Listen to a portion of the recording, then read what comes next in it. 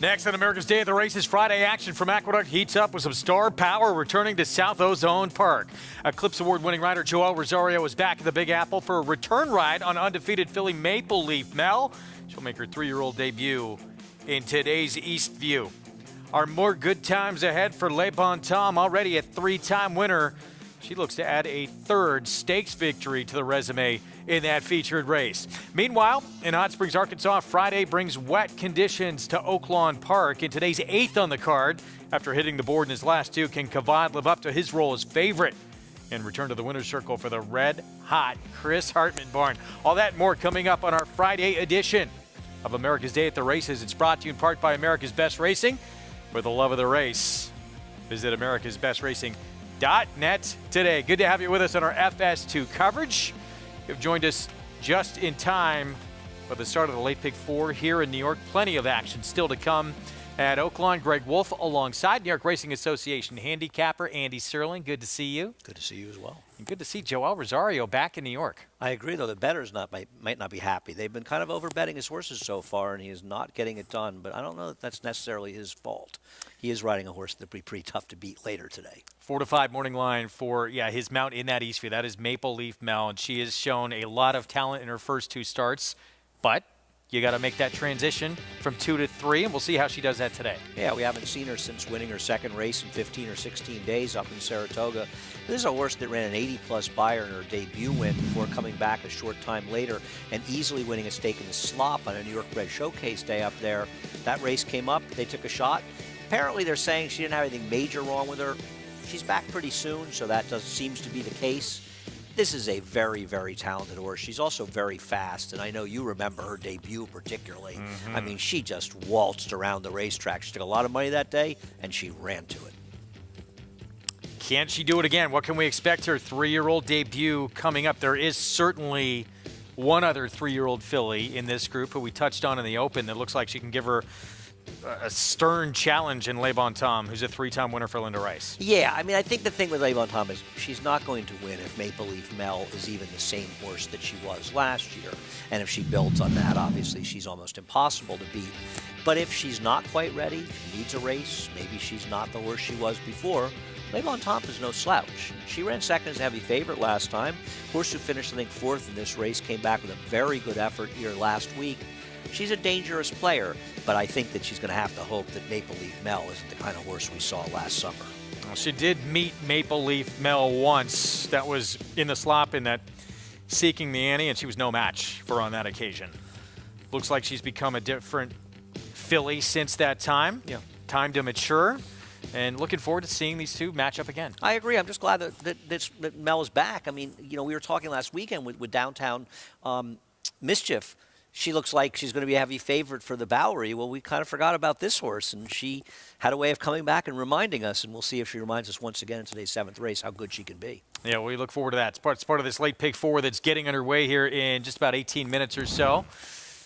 Take a look at what's ahead, presented by Claiborne Farm. So we're fast here in New York. Sloppy conditions at Oaklawn as they're about 12 minutes away from race 4. I'm going to bring you races 4 through 9 to come.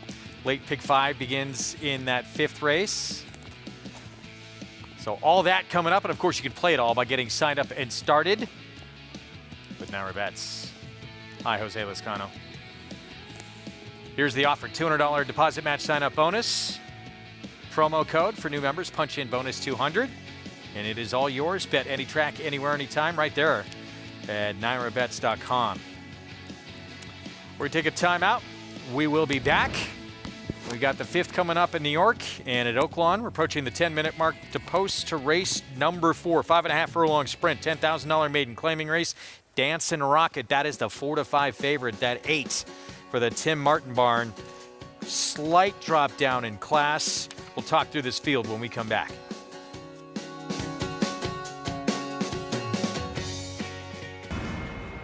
Catholic Boy, a Grade 1 winner on both dirt and turf, including this romp in the Run Happy Travers Stakes. He's so impressive today, the others didn't even have a prayer! This 6-time graded stakes winner was the fastest 3-year-old of his crop over 10 furlongs. At the sales, his first crop yearling sold up to $300,000. Dual Surface Grade 1 winner Catholic Boy, standing at Claiborne Farm.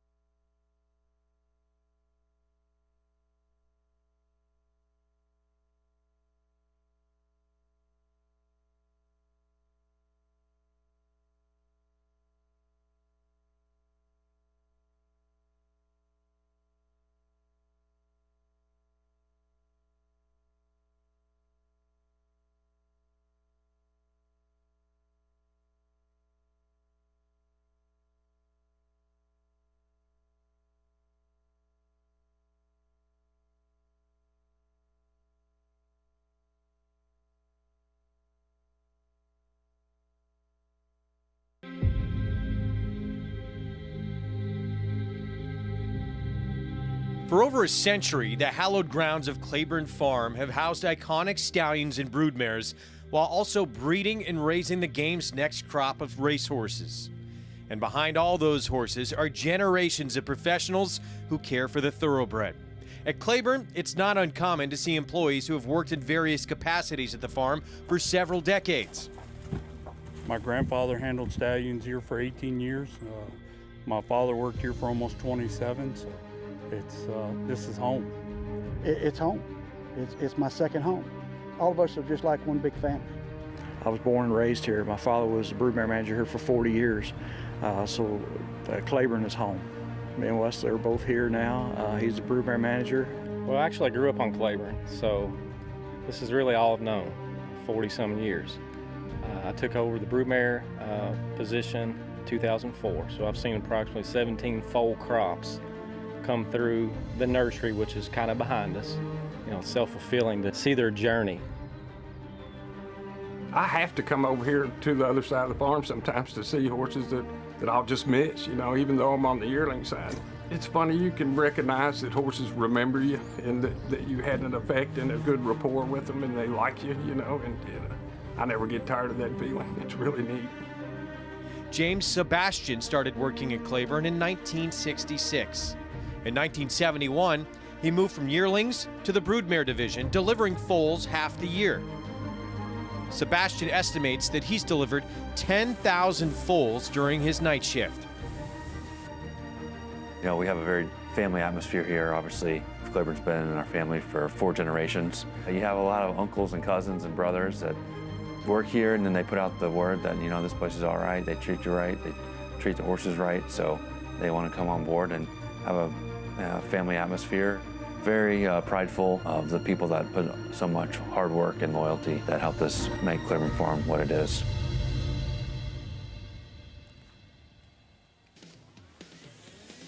Back on America's Day of the Races on our FS2 coverage, brought to you in part by legendary Claiborne Farm. 100 years of doing the usual, unusually well. Sloppy track at Oaklawn. We're getting set for race 4 coming up, approaching the 5-minute mark to post, and in this 4th race, huge scratch with the 5 coming out for the Asmussen barn.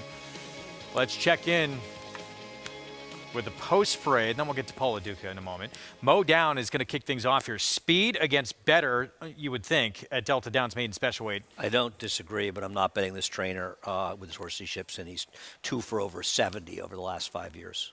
Loud Boy, Tim Martin trains. Another horse who hasn't shown a lot, but in this field, it's not going to take a lot. First-time starter in the 3. Here's Al's Romeo for Shea Stewart. You would think if a first was going to win this race, he'd be shorter than 8-1. Tarpey's Surprise, the sire. 14 combined buyer points in 4 career starts. Sacrament at least should be showing speed. I'm not sure why this horse is such a big. Wait a second, Santino's. Am I getting confused? I'm sorry. Santino. Oh yes. Sorry, got ahead of yourself. Why is this horse 10-1, Greg? We'll get back to it. Sorry. Other times it's 21-1. I was. What do you think Santino's fantasy should be? Second choice. Really? I don't know. The horse has run a number of 40 buyers or so. Okay. In this field, that horse could be 3-1 and 2-1. You wouldn't be surprised. Dancing Rocket 4-5 in here has been at this level before. Ran second. It was almost an omni fig. In fact, maybe an omni fig, and then every figure he's run is pretty much faster than everybody else has ever run, except for nobody. Thin Bar Fury for the upset specialist rider from the other day. Yeah, has no speed, but in this field is competitive. What's wrong with the 6 compared to these horses? Maybe Paula Duca can answer that question for us. Let's check in with Paulie for the first time today. How you doing, Paul? Doing well, Greg. Doing well, Andy. Listen, it was actually beautiful out this morning, but we knew the rain was coming, and at about 11 o'clock, it just started pouring. And at one point, they were having flash flood warnings, and we were a little worried that they might considering canceling the races because there was tornado warnings around the area. Now, the rain has stopped. The sun did come out for a little bit. We'll probably see a little bit more rain. The racetrack has played pretty fair. We've seen a couple horses come from off the pace. In the last race, a horse went gate to wire. So I just play the races as they are. The 8 Dancing Rocket, Andy hits the nail on the head. This horse, I'm surprised the horse is actually even money. And by the way, while we're going by, you can hear people cheering. The 6 got loose in an unbelievable job here by the Outriders to get a hold of the 6. Now, I don't know how far he got away, but he crossed the finish line right in front of me, and the 6 furlong pole is way over there. So he went all the way around the racetrack. I would think there was going to be a delay here with the 6, Santino's Fantasy, and I was with Andy. I thought this was the other horse in here besides the 8. I get it. The 1 in here, Mo Down, is probably going to get. Here's Jim Byers' announcement. Scratch. Number 6, Santino's Fantasy. He got loose during the warm-up. Yes, has been safely captured and is being brought back this way. There will be a consolation double paid to ticket holders. Well, I guess the one thing we could say is, Andy, that the 6 did look like he liked the mud when he was running around the racetrack. But there's nothing we could do that. Now the 8's down to 3 to 5. And I look at this race. Okay, so is the 1 going to be the clear speed? Probably coming out of that 5 furlong race for Chris Richard, but you can't ignore the numbers. Does this horse get away from this group now with... I don't know who else to go to in here. I guess it would be the 9, Finn Barley, or the first-time starter. The 9 just can't get out of the gate, and he gets way behind. I don't know where to go here, guys. Now it's a scratch of the 6. Maybe the first-time starter. I'm not in love with the 1, but the way they're playing the board, maybe this is 1-8-8-1. Maybe that's just the only way you can really see it. All right, Paulie, thanks. So, yeah, and Andy certainly was intrigued by 2, unfortunately coming out. So, with that, this one becomes a 3 to 5 favorite, the 8 horse Dancing Rocket. Yeah, I'm with Paulie. I mean, my other horses were the 5 and 6. Now they're both scratched, and I'm not going to manufacture something else. Now 1 to 2 on the big favorite. Let's bring in Jonathan Kinchin. Hi, JK. Hello, Wolfie. You always seem so sad when you see me, but we'll talk about that another time, I guess. I get excited when I see you, but this is a 2-horse race to me, and it always was, even before the scratch of the 6, in my opinion. It was between the 1 and the 8. The 1 we'll start with, who I don't like, drawn towards the inside, set some pretty fast fractions last time in the debut at Delta Downs. Fell apart, got extremely tired late, got a 78 time form U.S. speed figure. The higher, the better. Those numbers, like a quarterback rating in football. Got a 78 on debut, setting fast fractions. The 8, on the other hand, who's better drawn in this race outside of the main competition in the 1 Mo Down, this horse has run 91, 78, and 87 in the last 3 starts, all having early pace figures that are equal to or better than the 1 Mo Down. So what's the scenario in which the 1 Mo Down gets loose in here and holds off the 8 Dancing Rocket? If it happens, it's because it's something that I can't predict is going to happen. And it feels like Dancing Rocket's going to get a perfect trip to the outside. He's got 3 races under his belt as in 2022 that are better than anything in here has run. Andy touched on that. And he's drawn better. If this was just a normal situation, I love that he's drawn outside of Mo Down. They're both going to be forward. Mo Down's going to pop away from there from the inside. And you'd like to think Dancing Rocket's going to sit right outside of him. And he's got 3 races, 3 that are better than Mo Down's debut. It's not the cutest thing in the world, but I'm going to go with the 8 Dancing Rocket. There he is, stepping in. Thanks, JK. 3 to 5 favorite. See if he can graduate here. Looks like today could be the day for this 5-year-old. Never going to get a softer field than this. Can't win this race. Good luck to him winning a race. Jim Byers with the call. Here's the 4th from Hot Springs.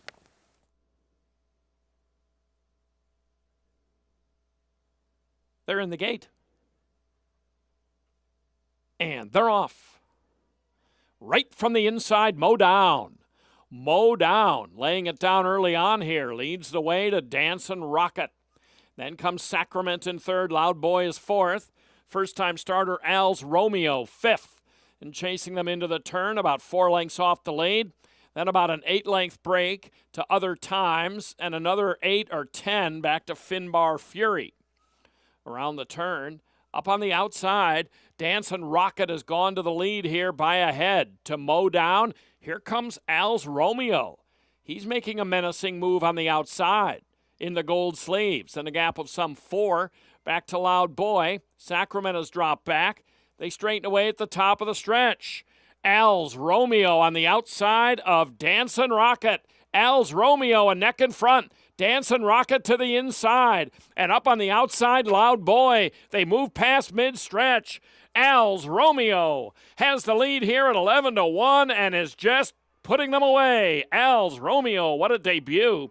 The two Martins are going to be tight for second. And Finbar Fury came roaring late as Dancing Rocket, Loud Boy, and Finbar Fury in a photo for the Miners. Beware 5-year-old maidens. Wow, 11-1 on a first-time starter, Al's Romeo. You used to always tell me, Greg, you never want to let a Tarpey surprise beat you. And once again, you proved correct. This horse, 11-1 in this field. Is it me or did nobody know anything? How about the 9? It does feel like the favorite actually held on for a second. How about the 9, Finbar Fury? He was so far back early in the running that I made you make sure you pick note how far back he was. Unreal. Huge upset there. Back to New York here. Race 5 post parade. 16 claiming 1 turn-mount Trade Secret at 13-1. I'm sorry, Trade Secret. Yeah, it looks to be in a sort of a tough spot here. Chloe Rose, Gregory DePrima second off the claim. Yeah, she just seems to have lost her best form or good form once gave her a shot. Does drop from 32-16, but was nowhere last start. 4 Vegas weekend, 7-1. Yeah, I thought Vegas weekend wasn't impossible in this race, dropping down second off the claim. 10-time winner, It's Cold Into Hair went by, and here's Carly Hustle. Yeah, that was another one off the claim. Carly Hustle beat a weak field last time out. Taking money. Who's betting Carly Hustle? 15 she was 5-1 morning line. She should be 30-1 here. She's 5-1. Here's left-leaning Lucy. Yeah, she's probably better going shorter. I don't think she's gone a mile before, but she's better going shorter. Shea on a mission for Charlie Baker. Yeah, this one's the one that Joel Rosario is not riding for Charlie Baker and going to have to improve. Keen Dancer at 10-1, Randy Persad. This would be my upset special in here, pick second in this race. Thought there could be enough pace, and this horse occasionally shows up. Rob Actress, 5-2 favorite, second off the claim with a 7-year-old mare, Ruvy's in time. Just go to the lead, Kendrick, and the race will be over. She ran a mile once before, and actually, relative to the races she ran at the time, it wasn't a bad effort. So we'll see if she can handle it. I think she needs to try to wire them, dropping. Pick 4 pool, 77,000 and growing, begins here in the 5th. Let's welcome in for the first time today, the MIG, Richard Migliori. Thanks, Greg. And, beautiful day out here. Really not much wind going on at all. Just a pleasant, mild day here at Aqueduct. And when I'm looking at horses this time of year from a physical perspective, I'm looking for horses that coats are going in the right direction. The days are getting longer, the nights aren't as cold, and you want to see them kind of shed out on their own. The 2, Chloe Rose, really fit the bill there, and she's a huge price, and I do think she'll outrun her odds. I was talking with her conditioner, Greg DePrima, and he was talking about how she really has shed it out on her own. He doesn't believe in clipping horses, and she just looks really good from a physical perspective, and I think 27-1 is too big a price for a filly that has won at the distance. The 3, How Lucky, to me, is making certainly a proper dropping class, and she does just looks tremendous for Horatio De Paz, another one with that right kind of coat. I also look at horses that haven't had a vigorous campaign through the winter months. It seems like at some point it shows up on horses and they start to, lose their form a little bit. This is her 3rd start off a layoff and dropping in class, and I think she's a major player. If I was going to pick one horse strictly on looks, it would be the 4 Vegas weekend, who I think gets back to a level where she should be very competitive. Loved her warm-up. I really liked the way she strode out and continues to get an aggressive warm-up. I think she'll sit a right kind of trip. And then the 6, Carly Hustle, who maybe last time was the time. I don't particularly, I'm not going to pick her or anything. I just wanted to make note of that she was extremely sharp in the paddock, kind of really dragging the groom around, and just a handful, going out to the track. So you would assume that she's at least showing that she came out of her last victory in sharp order. MIG, thanks. 8-5 favorite now on the outside here. The Actress runner with Kinder Carmouche. Yeah, I scratched into her. I like the 11 and scratched into her, and I think she's a likely winner here. She was against the track last time out. She was wide. The rail was good. It was a much better field. Listen, she's also a massive drop down. These kind of horses at short prices are they're dicey bets, and I understand why people bet against them. I end up with her. If I had a bet, I'd probably bet the 10 to win. I bet exactas. I box 10, 12 and press the 12, 10 exact, and I bet some pick fours using 10 and 12. But I think that she's got the right field in here. It just seems like there's a lot of horses in this race that have questionable form. I guess you could include her, but she has a massive excuse last time. Jonathan facing easier. She's tackled some tough company, too. What do you make of the 8-5 favorite? You know, I didn't think she was going to be this short of a price, but I mean, I do think she's the most likely winner. She's who I submitted as my pick. But when I was looking at this sequence, pick 5, pick 4, pick 6 a little bit earlier, I thought it was a wide open race. I thought there was actually some horses in here that could be a little bit interesting. So although I picked the 12, and I'll stick with it, I've got no problem there, I do want to mention the 5, It's Cold Into Here, who I thought was interesting. I think that the Cantor Machis do an outstanding job. They're a little bit cold right now, but they're not one of those connections when I see them claim a horse, I start, you know, I kind of grimace that they're not going to improve. I actually think that they can move horses up. They can get horses to improve. And this horse does need to fine a little bit, the 5, It's Cold Into Here. But I think the price is fair enough if you're looking for something a little bit more attractive in terms of the price situation. But like I mentioned before, I think the outside horse is the one to beat the 12, Rubies in Time, has some tactical speed from out there, and you know Kendrick will stay out of the way in terms of getting that horse forward. And when you're drawn towards the outside with a rider like Kendrick, it's not really their style to get hung 4 wide trying to be conservative. Kendrick should send away from there and try to get some position and try to get, by the time they get to the turn, to be able to be in the 2 or the 3 path where being, I know there's a lot of scratches in here, but still, being drawn towards the outside, trying to save some ground on the turn. So I'll stick with the 12 here, but I do want to mention I think the 5 is a little bit interesting. All right, so 7-5 favorite he will go with as well, but it's Cold Into Here, the 5, 6-1 right now for the Cantor Machi barn. I thought the 12 would be in front, so I wasn't even considering the ground loss. Yeah, Cold Into Here, I think, picked 3rd in this race. Wouldn't be shocked to see her do well if the claim for the Cantor Machis, getting a very good rider change to Trevor McCarthy. And I have no argument with that. I agree with a lot of things Jonathan said. They can improve them. She's got back races to get to. She's far from impossible. I'm not going to be shocked if she does well in here. There's the 10 moving by, 14-1. Keen Dancer drops from 25 to 16. Rubies in Time, though, has faced some tough ones of late. Yeah, I mean, I think it's just one of these things where they're just kind of trying to find a spot where she can win. You know? I mean, I'm not in love with her here, but I think she's much the worst to beat. 7-5, though. Yeah, I'm not betting her at 7-5. I think the 10 is a much more interesting bet at that price, and the prices. Here we go. Pick 4 begins in this 5th race. 1-turn mile coming up on this fast going. On our Friday card here in New York, Chris Griffin with the call. How lucky. Vegas weekend.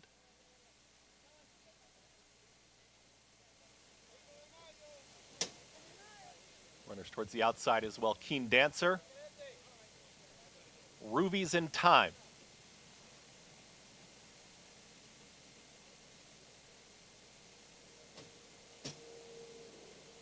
It's Cold Into Hair has gone in. Rubies in Time to the outside.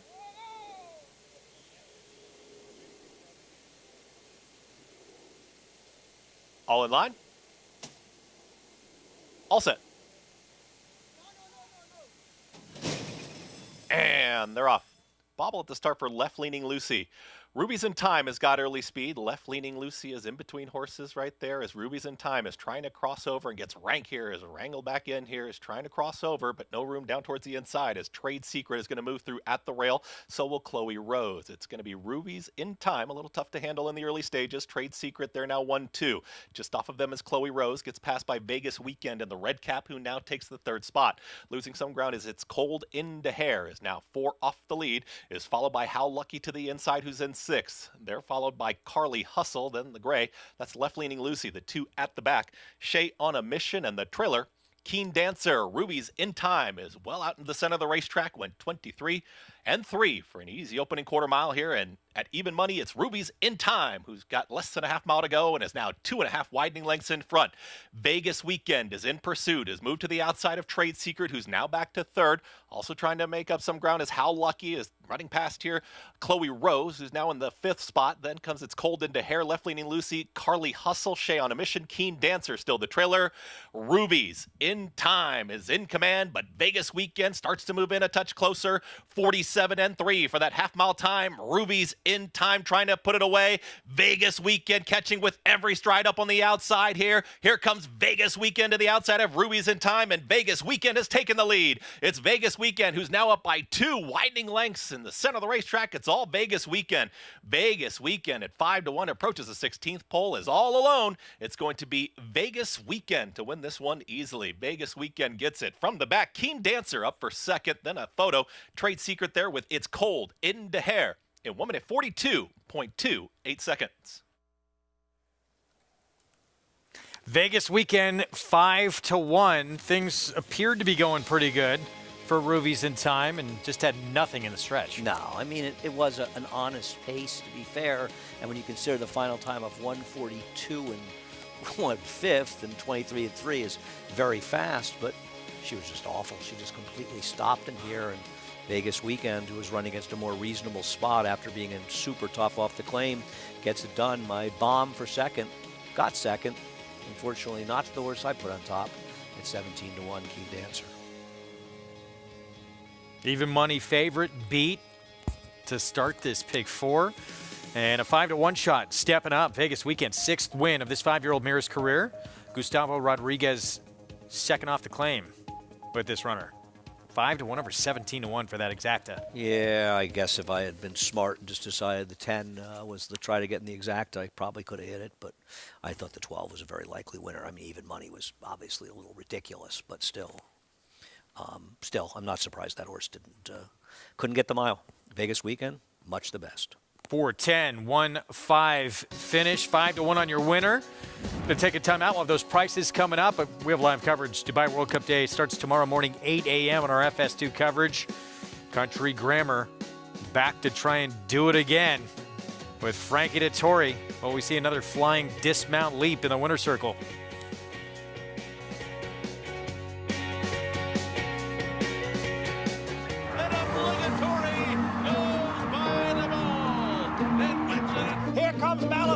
Here comes Clariere on the outside, and it's going to be Clariere! Nest, much the best. She won by better than 10 lengths. And Elite Power gets up to win the sprint outside. It's Malathon coming to the wire. Who's it going to be? Here's the wire. Oh, the wish has come true. That one's for you, Cody.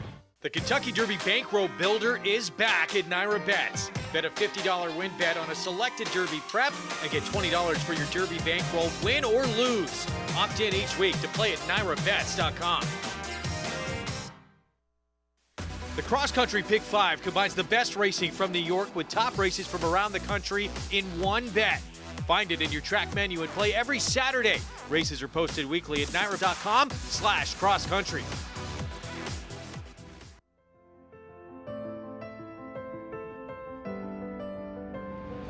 It's a domineering display by the ultra-talented McKenzie. McKenzie Preservation is Vino Rosso and Yoshida. McKenzie's in front. McKenzie, they've done it. McKenzie has it by 2.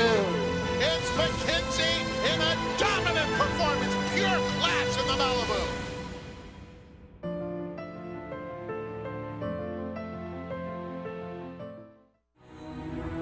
This season at Oaklawn, we've got more of everything.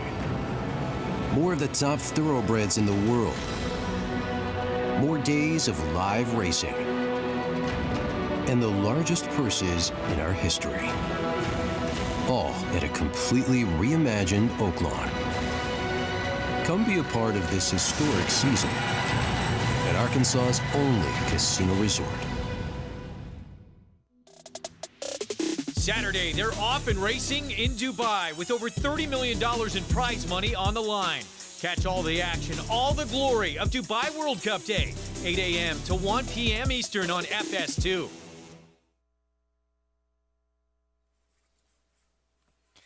We're back on America's Day at the Races. Good to have you with us. It's brought to you in part where you can play it all. NowRebets.com. Bet any track, anywhere, anytime, including Dubai World Cup program tomorrow, which we're going to preview here coming up in a moment. Vegas weekend upset score to start off this late pick 4 at 5-1. Yeah, gets the job done and gets the job done quite easily. Just a more realistic spot for this horse, second off the claim. You know, you claim the horse, you put him in a 45 optional claim and run a horse like Pharaoh's Heart, who ran a huge race. She doesn't have a chance in that race, so she ran last. Big surprise. Now she's back in a more reasonable spot, and even though she was claimed for 25, she had been in a 16,000 this level 2 races back when she was actually a little bit against the racetrack in the slop that day. Listen, I didn't love her. I picked her 4th. I'm not particularly a big fan. I think the mistake that I made from a player standpoint is, well, I picked the 12 on top. The 10 was the horse to make money with, the horse I picked second. And if I look at it that way, I'm obviously going to have this exacta for a few dollars, which paid $116 for $1. The reality of horse playing is, yes, it's important to have a decent opinion, but it's more important to be a good bettor. If I bet well here, I would have made money. I bet badly, and I lost money. It's 2 very different skills. Yeah. But really the betting part is the more important part. I mean, question. handicapping is, yes, it is certainly there. Yes, having the 10 is a horse that had a chance to hit there obviously may not be the easiest thing in the world to do, but so what? If you don't make money, it doesn't matter at the end of the day. Tomorrow, live coverage. Dubai World Cup Day begins at 8 a.m. Eastern. And a terrific card lined up as usual, including $12 million on the line in that 1.25 Group 1. For the main event. This is who is going to line up, including the defending champ, Country Grammar, going to try and do it again. Yeah, I mean, so I'm not going to tell you I'm well versed in this field here and don't know these horses. I have to think the 1.25 is going to help him a lot. And considering even though he's beating horses he ran with in the Saudi Cup, the reality is he was the one running in the stretch. Nobody else was making up any ground in this race, and he was the one that came running. The speeds otherwise pretty much, it was like a merry-go-round race except for him. But from a betting perspective, he's going to be a short price. For the most part, though, when Flightline's not in the race, he seems to show up. Lost by 20 lengths to Flightline. Can't really hold that against him, can you? I mean, that was almost but he's looking to win his closer than most. He's looking to win his second straight Dubai World Cup, and he lost to Flightline by 20 lengths. It's incredible. Yeah. He should be favored as well, right? I think he will be in the pools we see if they're U.S.-based, because he has a familiarity level. I don't know where he is if you were to look at world betting, betting. It depends. In Japan, he's not going to be favored, right? Japan, they're going to be probably favoring their horses over there. The Saudi Cup winner, who he was unable to get by in this race. Frankie Joy looking for his 5th Dubai World Cup, and he's on this. I hope that his farewell tour doesn't last as long as the Who's. There's talk he may extend it a little bit. The Who retired when I was in college. They're still on a farewell tour. That was 40 years ago. Any day now. Yeah, they're getting ready for their last tour. Well, the great story for Japan internationally continues with this horse. I mean, what an amazing run they have had on all these big international days. We'll see if this one can do it again. It's going to be fun to see this rematch between Panthalassa, Country Grammar. Cafe Pharaoh, of course, 3rd in that race as well. Country Grammar, for what it's worth, post 14. I don't know if that's bad or not. He has no speed. He probably drops back, so we'll see if it really affects him. I think one of the most interesting things we've seen in racing, and you see it obviously, I mean, the Dubai World Cup is a real World Cup, unlike other races that pretend they are. They get horses from all over the world, and one of the things we've seen, we saw it so much in the Breeders' Cup a couple of years ago, the awareness that general racing public is getting about Japanese horses, right? And how strong their horses are. And I agree, if a foreign horse wins the Derby or a Triple Crown race in the next 10 years, which doesn't seem that unlikely. A Triple Crown race, there's 30 of them in the next 10 years. Japan's got to be the big favorite, right? You would think. At the rate they're going. Favorite. Yeah, they're winning every big race, it seems like, and that's the next one to tick off the box. We're going to take a look at Al Maktoum Challenge Round 2. It was a Group 2. Top 3 coming out of this race as well to contest this Dubai World Cup. Algiers won it. I seem to remember Remorse. I feel like he ran here at one time. I know nothing. All I tell you is, and I don't know what your experience is looking at this race, it feels to me like the horses that win the prep race, other than a Curlin who ran once, they never seem to get anything on Dubai World Cup night. With that. It just feels like the racing gets a lot tougher on the big night. So in general, I don't usually pay too much attention to these horses. And I think talking just a Japan thing, we're talking about that Full to Cave Rock that sold, right? A bunch of Japanese interests. Interested, too, to see Crown Pride come back. He was sort of a sleeper horse for a lot of people going into the Kentucky Derby last year. Going to be just his second start back as a 4-year-old. Well, he had won the UAE Derby last year, I believe, and he was part of the ridiculous supersonic pace in last year's Derby, so he really had no chance that day, and I agree. It'll be interesting seeing him come back. You know, with the UAE Derby, it's just hard. It's just run too close to the Derby to come from Dubai and get back and ready, but he could be a good one. Yeah. 15-1 for Crown Pride morning line. You can bet the Dubai World Cup tomorrow. Earn a 20% bonus on all your exactas. Bonus available to new and existing players. And there's no minimum bet. You do have to opt in. I should do that now at NYRaBets.com. You've already done it, probably. I try to opt in early, Greg. I want to be first in line. You know, I don't want to be, I don't want to get shut out and get opted in. I only hit exactas when I forget to opt in, so maybe I'm better off forgetting to opt in. That is the way it works, seem isn't to it? have it when I opt in. I don't know. Maybe I just never hit them. Maybe I'm just deluding myself. Still to come, our feature race on this Friday card, Joelle Rosario and Maple Leaf Mel. She puts her perfect record on the line, looking for a second straight stakes win, but off the bench in her 3-year-old return coming up.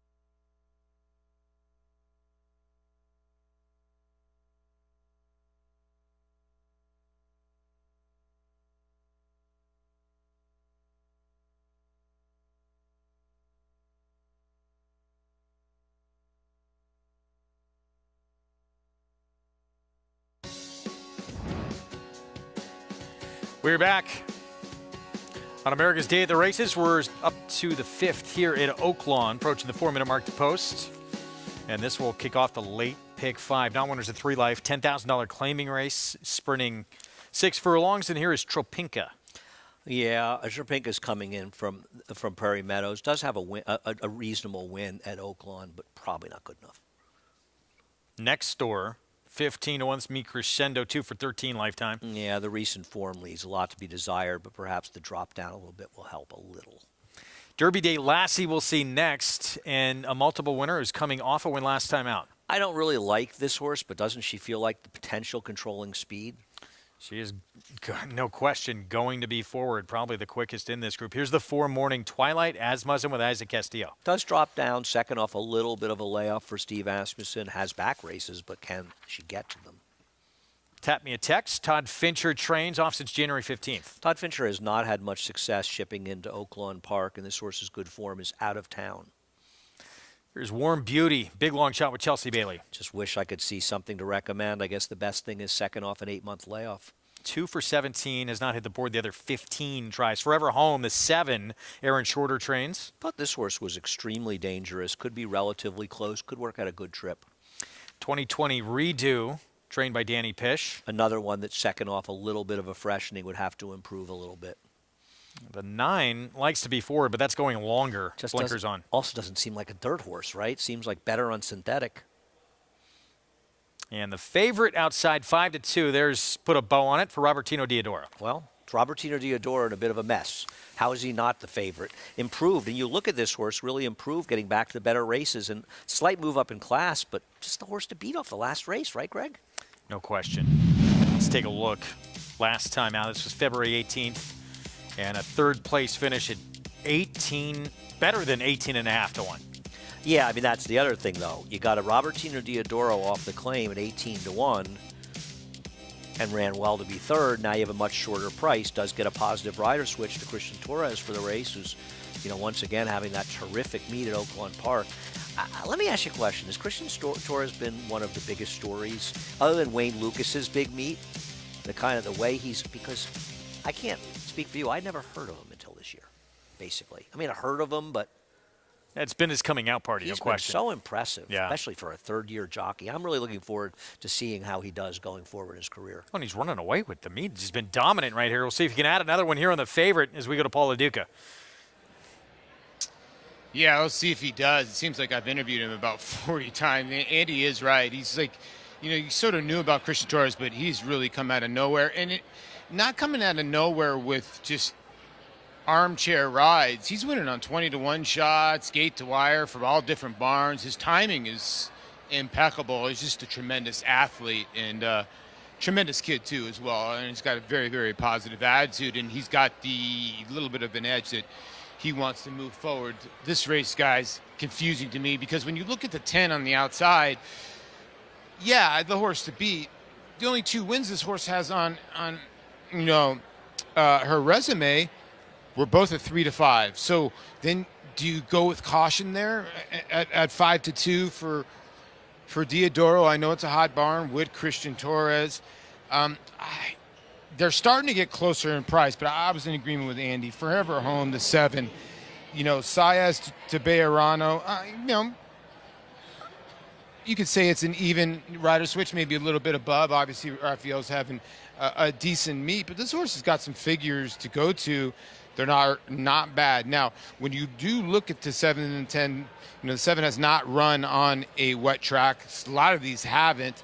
The 3, Derby Day Lassie, that was the horse that ran clear from KJ's Pistol Annie. Now, KJ's Pistol Annie almost ran her down that day. She came back to drop to 7,500 and did not run well. So I just don't know how long the 3 can just keep on going. I do think there's some pace in here. I think the drop with the 4, and it seems like Asmussen's horses have kind of woken up when Castillo has taken these horses off the pace. I think the drop with the 4 will help. I just think the 10 is too low of a price. I think the 4 or the 7 are the 2 horses that I would look to as win candidates in here. All right, Paul, thank you. Public sticking with this 10 here, put a bow on it, but I'm with you, a little concerned. 18.5 to 1 last time out, didn't get the job done, and now you're getting the worst of it. We talk about that so much, right? It's like, you get an opportunity. And it's not that we bet the horse, but it's sort of a last time the horse didn't win, but the last time he was your horse if you liked him. Today he's everybody's horse. You're just kind of jumping on the bandwagon, and it's tough to win at the racetrack. You're never going to win at the racetrack jumping on the bandwagon. Doesn't mean you're betting against every favorite, but you've got to be trying to at least find ways to think out of the box. Find opportunities where you think you can be right thinking out of the box. Jim Byers the call. Late pick 5 starts here. Light rain continues to fall. They're in the gate. And they're off. Slow away from there was Warm Beauty. Derby Day Lassie darts out to the lead. Put a bow on it on the outside. Away quickly in second, then Tropinka on the inside, and Forever Home from between horses. Silent Scarlet is racing in 5th as they head into the backstretch. Me Crescendo moves by her. They're very well spread out with Derby Day Lassie sprinting off up front. The back end of the field is Morning Twilight and Tap Me a Text. She has a lot of ground to close in. 2020 Redo is with her very far back to Warm Beauty. Still well spread out as they come to the 5/16 marker. Derby Day Lassie for Eric Medellin by 3. Forever Home and Bejarano second by a good 4. And then Me Crescendo is moving up on the inside. Put a bow on it. Not much yet from her. And then way on the outside, here comes Tap Me a Text. Starting to gain for Ricardo Santana. Tap Me a Text is gaining. Forever Home. Here's Me Crescendo right there on the inside. Final 16th. Tap Me a Text. Me Crescendo. It's down to these two. Me Crescendo. Another for Walter de la Cruz. Takes it a length and a half. Over Tap Me a Text. 2020 Redo and Morning Twilight will need a photo for show. 2-5. I thought maybe the 8 there for third. Me Crescendo, big upset to start off this late pick 5. Has back form, but the recent form had not been good. A very nice ride by De La Cruz coming up the inside, saving that ground and making the big run as the pace fell apart. The 3 Derby Day Lassie. She doesn't have the stamina, but she's about as fast early as a horse you'll get for this level of racing. And the 5 Tap Me a Text making that big run, but just couldn't get to a horse that saved more ground. 19-1 on your winner back at Oaklawn. As we return to New York, race away from Maple Leaf Mel's return. This race, 1 turn mile, 50,000 starter allowance, and right now it's the 10 from Another Mother. Ray Handel favored at 2-1. Are you surprised that horse is favored?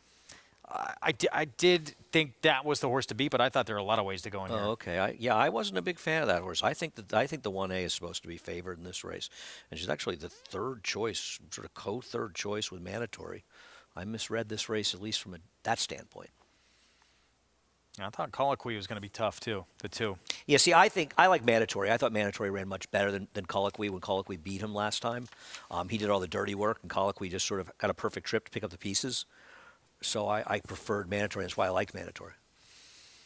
Here's the 1A to kick things off. Callaloo will have post 2. I don't really understand what went wrong last time. This is a horse with plenty of speed and was somehow last top of the stretch. It was a nightmare trip, all things considered, and also mostly because it was just put in the wrong position. Rob Falcone off the claim with Colloquy. Jaime Torres looking for number 3 today. And Rob's looking for his second win after upsetting the first. Smoking Heat 8-1. Chris Engelhardt, Trevor McCarthy. I didn't think this horse was impossible in this race. Thought comes out of a race, was wide against a good rail. Labard, Horatio de Paz off since January 20th. To me, would have to improve. This is a tougher spot. John Kimmel sends out Mandatory, just beat by Colloquy and can be forward. I bet Mandatory is a crazy price right now. I think he's very dangerous. His last was extremely good. And 8-5 now from Another Mother for Ray Handel. I'm baffled. I have absolutely no idea what makes this horse the huge favorite in this race. No idea whatsoever. And yeah, the 1 was out of this race already, so it's just the 1A. We have that board incorrect there. It's just the 1A of the entry that stays in the race. Right. And I mean, the 1A was going to be one itself was a huge long shot. They were sort of late coupling, by the way. I don't know if you noticed that. I did not. They were not coupled when I got the original PPs, when they discovered some common ownership somewhere. 4 minutes away. Let's go downstairs to Mig. Yeah, guys, and just looking at this group here, we'll start with the 2-horse Colloquy. Comes off a big effort, looks great. Rob Falcone, has him turned out extremely healthy looking, great coat, carrying good weight, and I look for that with horses coming off a big effort, how much they regress. He's had plenty of time between races. I prefer a horse to the outside, but I had to take note that at 3-1, he certainly looks the part. Nothing to knock there. The 4 Smoking Heat making a real nice impression. This is a big, solid son of Street Boss. Adds blinkers. Really like what I saw from him from a physical perspective. And then the 9, Mandatory. Last time Mandatory, kind of battled it out on the pace. He was outgamed late by Colloquy, but he gets a good outside draw. Not a tremendous amount of speed in here. I guess a lot has to do with what the 10 from Another Mother does. But I think Mandatory can take them a long way here, and I just like his draw. And why is he the price he is, and Colloquy is much shorter price? It just doesn't seem to make a lot of sense, 3-1 to 7-1, when not a lot separated them last time. We agree with what you said, and we talked about it earlier. I think Mandatory ran the better race last time. I don't care if he finished behind him. He did all the dirty work, as Richie was saying. So I totally agree with Richie. I just think the betting's out of whack, at least between those two. But mandatory, so we're talking about the 9 here, and he's at 6-1. And there he is. He needs to be forward in this spot. Needs to go. And who's going to pressure him, though? He could get pressure, right? Well, From Another Mother could press him, and that would obviously not help. But he's still a good enough price. I thought he ran very, very well in this race. If you look at the other horse that was a speed, he finished, I believe, last, and came back and improved his Beyer figure in his next start. The third finisher, Norgay, was sitting third early. He came back to win and improved his Beyer figure 12 points. Those are the kind of things that suggest this was a very taxing pace. I'm not complaining. I actually bet Colloquy last time, but I believe he was very lucky to beat Mandatory, who was extraordinarily game to the wire. I've always liked Mandatory. I was surprised Mandatory wasn't claimed out of his last race, to be honest. I think he's actually got some talent somewhere in there. Down to 9-2. Let's bring Mig back in.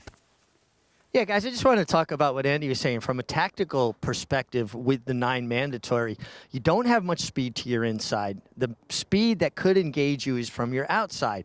If I'm riding the 9 mandatory, I'm going to break. I'm going to let my intentions be known that I am going to the lead. And then I'm also going to stay in about the 6 or 7 path and make From Another Mother and Dylan Davis have to make a decision. This is a race where you can get very tactical, and jockeying becomes even more important. But that's how I would approach it if I was going to ride the 9-horse, if I could ride the 9-horse mandatory. Jonathan, how are you approaching this race? You know, I mean, I obviously respect Andy's opinion. I thought Colloquy actually ran the better race, the mandatory. I thought there was a little bit of trouble in that race. The horse got pinched. Kind of got stuck in between horses a little bit, which I don't think is always the most comfortable. That's why racing works. That's why it's a great game, because it's parimutuel. We can look at the same race and think 2 completely different things. I'm not against mandatory by any means. I just think that the 2 it ran better last time and has an opportunity to take a step forward, switching to the Rob Falcone barn. Not because I don't think that Horatio DePaz does a great job, but it's just Rob's one of those people that sometimes when he gets a new horse, they can improve. So I would say the same thing if Horatio claimed off of Rob. And then, you know, I thought towards the outside From Another Mother, he has some nice races. He's got a nice draw towards the outside. He's in the past, and he's shown some tactical speed. So I thought that one made a little bit of sense as well. I don't think this race is very straightforward. I think it's actually a pretty tough race. I went with the 2 ultimately. I wouldn't be shocked if the 1A won, the 10. I thought it was a very tough race to handicap. No, I'm in agreement there. I mean, I like the same one JK likes, but Callaloo has two figures in here sprinting that blow this field away. Oh, I think Callaloo should be favored. I don't understand the betting in this race at all. This rider has to give better rides. And what he would help him was to be more aggressive, and that was always Jorge Vargas's strong suit, being aggressive. I think he's a massive overlay in this race at 4-1. You get no argument from me. I thought he'd be favored in here. I don't really understand it at all. There's Labard stepping in, Manny Franco for DePaz. And the favorite remains the 10 there in the background. Dylan Davis for Ray Handel, From Another Mother. We're set for the 6th. Chris Griffin, the call. Mother. All in line. All set. And they're off. Callaloo's got early speed towards the inside, smoking heat in between horses. They line up on the front end. Also moving up is going to be Mandatory there with Labard. Up on the far outside, that's From Another Mother. Now 4 across the racetrack, and Mandatory will assert it's Mandatory in front. Crosses over here, just having to check slightly was Labard. Is challenging here for second to the outside of Callaloo. That's the leading trio. Just off of them is From Another Mother. And Dylan Davis out in the center of the racetrack, challenging for 4th. The 2 at the back, Smoking Heat and Colloquy. Easy tempo early as they work up the backstretch. 24-1 for that opening quarter mile, and now Mandatory lets it out of touch. It's Mandatory in front, is up by a length and a half. Now call it 2. In the clear is Callaloo, who's chasing from second. Labard losing some ground in third. From Another Mother is going to be wide as they approach a half mile left to go. Still to back, Colloquy, who's launching a rally, and the trailer, Smoke and Heat. 48 seconds flat for that half-mile time. Mandatory has had it all his own way. It's Mandatory in front. Ready to challenge is Callaloo, who's now moving closer here from second. Labard is under a full drive from another mother, not making up some ground. Here comes Colloquy. And Colloquy, Jamie Torres, they're rallying on, but still 6 off the lead. Smoking Heat, the trailer. Mandatory is still the one to catch. It's Mandatory in front with a quarter mile left to go. Callaloo has got every shot, but Mandatory's got plenty right now. It's Mandatory who's up by a length and a half.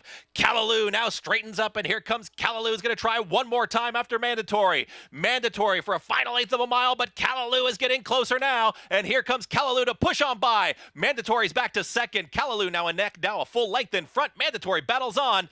Callaloo will get the score. It's Callaloo over Mandatory from another mother, and Smoking Heat in 1.8. Callaloo 3 today for this rider, David Donk, and Callaloo 4-1. Is that the end? Yeah.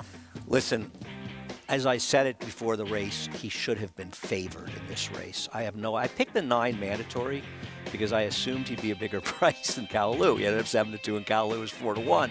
It's the way that goes. Obviously did pretty well here, but the difference was that he got position with Callaloo forward. Look at him. His 3 good races, he was forward every time. Last race, he just got lost in there. It's a nice horse, Callaloo, and I'm glad to see Dave Donk get the job. And I'm glad to see Jorge Vargas. It's a good guy. I think he really realized he screwed up last time. That pace, they went almost a second slower the first quarter than that filly did, the 16 claimer in the last race, which is why the last race sort of fell apart. This race ended up almost 3 seconds faster at the final time. My mistake. Torres was looking for 3. Jorge Vargas, his first win on the card. Callaloo for Donk and GZ Stable. And this Trinnerberg 4-year-old gets second win of his career, 4-1. 1A, 9, 10, 4. And this 6th at Aqueduct. We're going to take a timeout. When we return, we've been talking about it all week long. Busy weekend on the road to that first Saturday in May, and our ABR race of the week coming up on Sunday. Sunland Park Derby, with some names you may not know about, but could make themselves known with a big performance. We'll preview it next.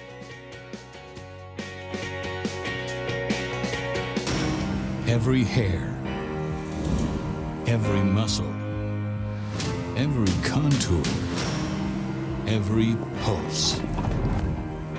In the juvenile, Essential Quality have won.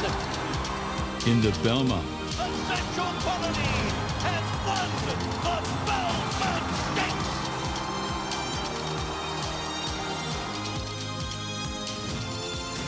well named. Would you believe that champions weren't measured by rings, but by a crown? That the history books were written on dirt? That the greatest of all time was a horse? He is moving like a tremendous machine. Experience the magic at this year's Belmont Stakes as we honor the 50th anniversary of Secretariat's legendary Triple Crown Triumph. Join the celebration at Belmont Park on Saturday, June 10th. Tickets on sale now at BelmontStakes.com. Gunrunner is the sire of 6 Grade 1 winners from his first crop. He leads all stallions standing in North America by percentage of Grade 1 winners, percentage of Grade 1 stakes horses, percentage of stakes horses, and percentage of stakes winners. Owner Breeder Magazine wrote, 3 Chimneys is home to one of the most exciting young stallions in North America, one that is already eliciting comparisons with Danzig and Mr. Prospector. Gunrunner. Racetrack Television Network brings you every race, from every track, on every screen, every day. With monthly packages starting as low as $5, RTN gives you great value and access to more live HD streaming and race replays than anyone. Visit RTN.tv today to sign up and watch on almost any device, including Roku and Amazon Fire. RTN has packages that start at $5 per month.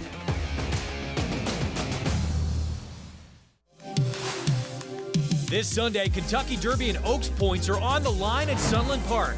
Watch America's Day at the Races for live coverage with Michelle Yu featuring the Grade 3 Sunland Derby. And don't miss Acacia Clement on site at Tampa Bay Downs for Florida Cup Day. Catch all the action 3 to 7 p.m. Eastern on FS1.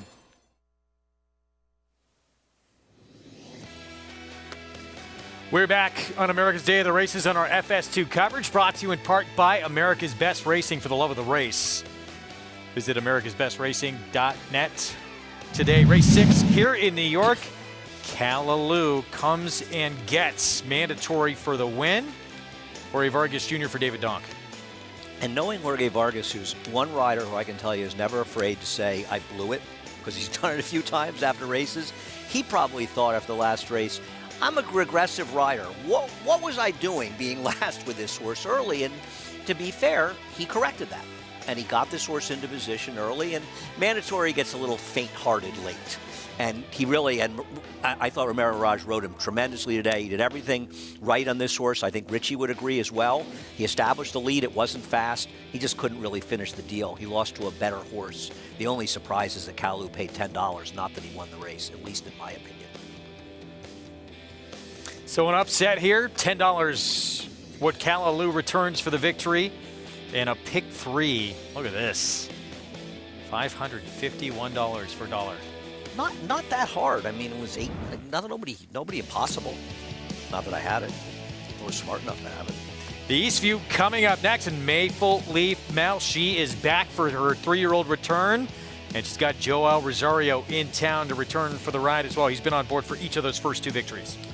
And I'm sure Joel, the guys were happy to see him outside. The Jamaicans welcomed him fondly. I'm not sure how they felt after he lost in a couple of short prices, but they were happy to see Joel back, and it's nice to see him in New York, and he came up, make no mistake, to ride this filly.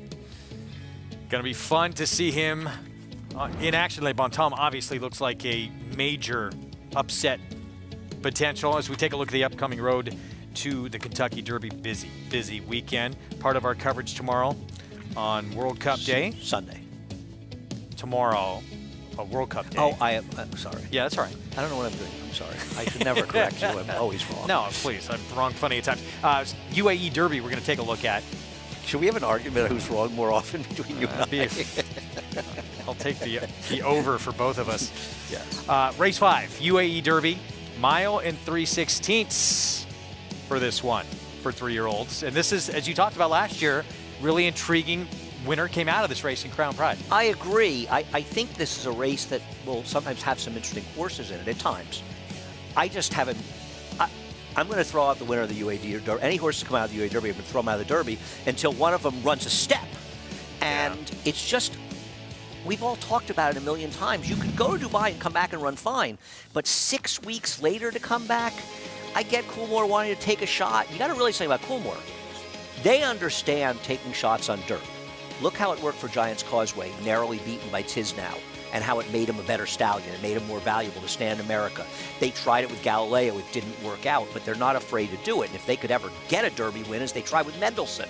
And look at Mendelssohn, who's a successful sire over here. They understand the value of doing it, and they're looking to take a shot. I just don't see how the UAE Derby is the road you want to take to win the Kentucky Derby. Quality road horse, Cairo, and we saw there, came back to 3 for 5 so far. He's never been worse than second. Would he be on the road to the Derby if they considered him one of their better horses? Well, they did it with Mendelssohn, to be fair, and they certainly were Mendelssohn fans. Meanwhile, Audgees coming off a victory at Maidan back on February 24th in what was the dirt, or at least returning to dirt, but it was the dirt debut. Had been on turf 8 prior times with 2 victories and good showing. It was at 7 furlongs. I have no way of judging a Mendelssohn. It'll be interesting with Mendelssohn talking about him. Will be a better dirt sire or turf sire? Because I think some people may forget he won the Breeders' Cup Juvenile Turf. He's a Halfton to Mischief and the holder as well, right? So he's got that huge dirt pedigree, but it'll be interesting to see as a sire, will he be more effective as a turf or dirt sire?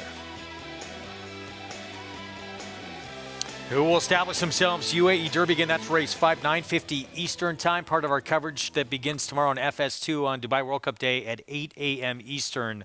Don't miss it. Am I bringing you up breakfast around then up here? I would. Should I put in my order if tonight? You need anything? No, you just text me tomorrow and I will bring you whatever you need. I'm there for you, Greg. That's very kind of you. I'm there for you, Greg. Listen, you're going to be sitting up here for 4.5, almost 5 hours. I'm there for you. You need anything, you let me know. Very, very kind. This guy has my back. That's why I love Andy. ABR race of the week coming up on Sunday, Sunland Park Derby. And you never know where a Derby winner is going to come from. We learned that lesson last year. We learned it through this path with Mind That Bird. several years ago. And, not a Derby winner, but Plum Pretty, who won the Kentucky Oaks, she used the Sunland Oaks as a prep to win the Kentucky Oaks.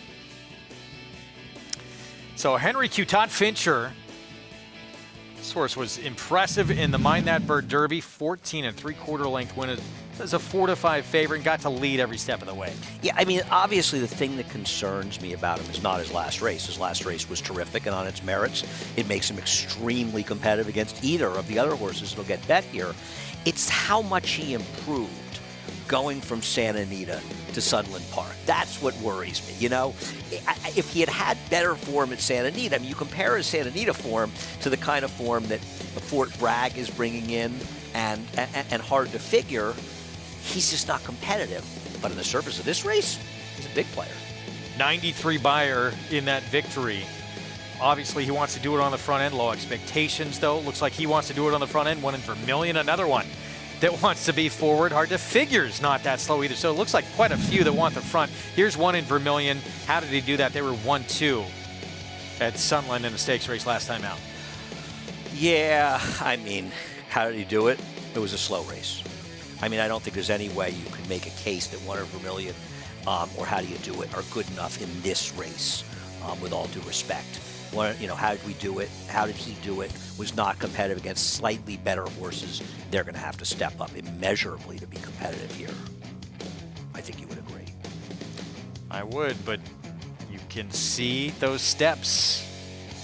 Take big leaps forward, races like this, and this is the time to do it. We'll see, but that would be asking a lot, no question. We're going to have live coverage of that race. It is our ABR Race of the Week on our Sunday coverage. We hope you join us as we take a look at the Road to the Derby on Fox. So tomorrow, beginning with that World Cup coverage, 8 a.m. Eastern start time, UAE Derby, part of it, Sunland Derby on Sunday, and then the 100-point races. We'll have the Arkansas Derby on our FS2 coverage April 1st, and the Wood here in New York. Final stop on the Road to the Derby here in New York, April 8th on Big Fox. No, a lot of good racing left to come up. We got that big card at Oaklawn next Saturday. I think you and I are going to be here all through the night, pretty much. Got a big show Sunday, too. You're going to get 4 hours bring a together tent for us. Sunday. 1 to 9 on this filly right here, Maple Leaf Mel. Joelle Rosario in town to ride. She's undefeated. Her 3-year-old debut in the Eastview is coming up. The Run Happies are running. The Run Happies are selling. The Run Happies are winning. Eclipse champion Run Happy is showing a new dimension with winners on turf, dirt, and all weather. A record-breaking sprint champion, Run Happy is also showing winners at all distances, burning up the tracks. A sire whose runners can carry his speed over all distances and all surfaces. Run Happy, price for value, and standing strong at Claiborne Farm.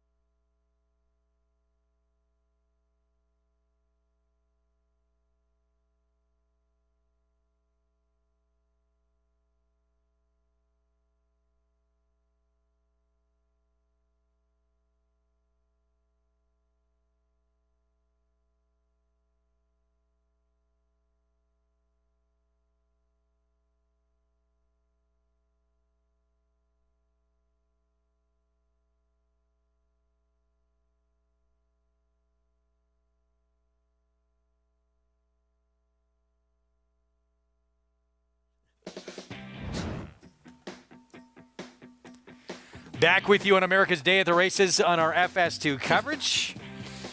Race 6 at Oaklawn. Take a look at this field. Coming up, we have a 4-5 favorite. We'll see in a moment in the 5 here. This starts the pick 4. 35,000 starter allowance, 6 furlong sprint as we take a look at Beer Chaser. I don't believe there should be a 4-5 shot in here. Now, Beer Chaser may get some pace to run at. He will need every bit of it.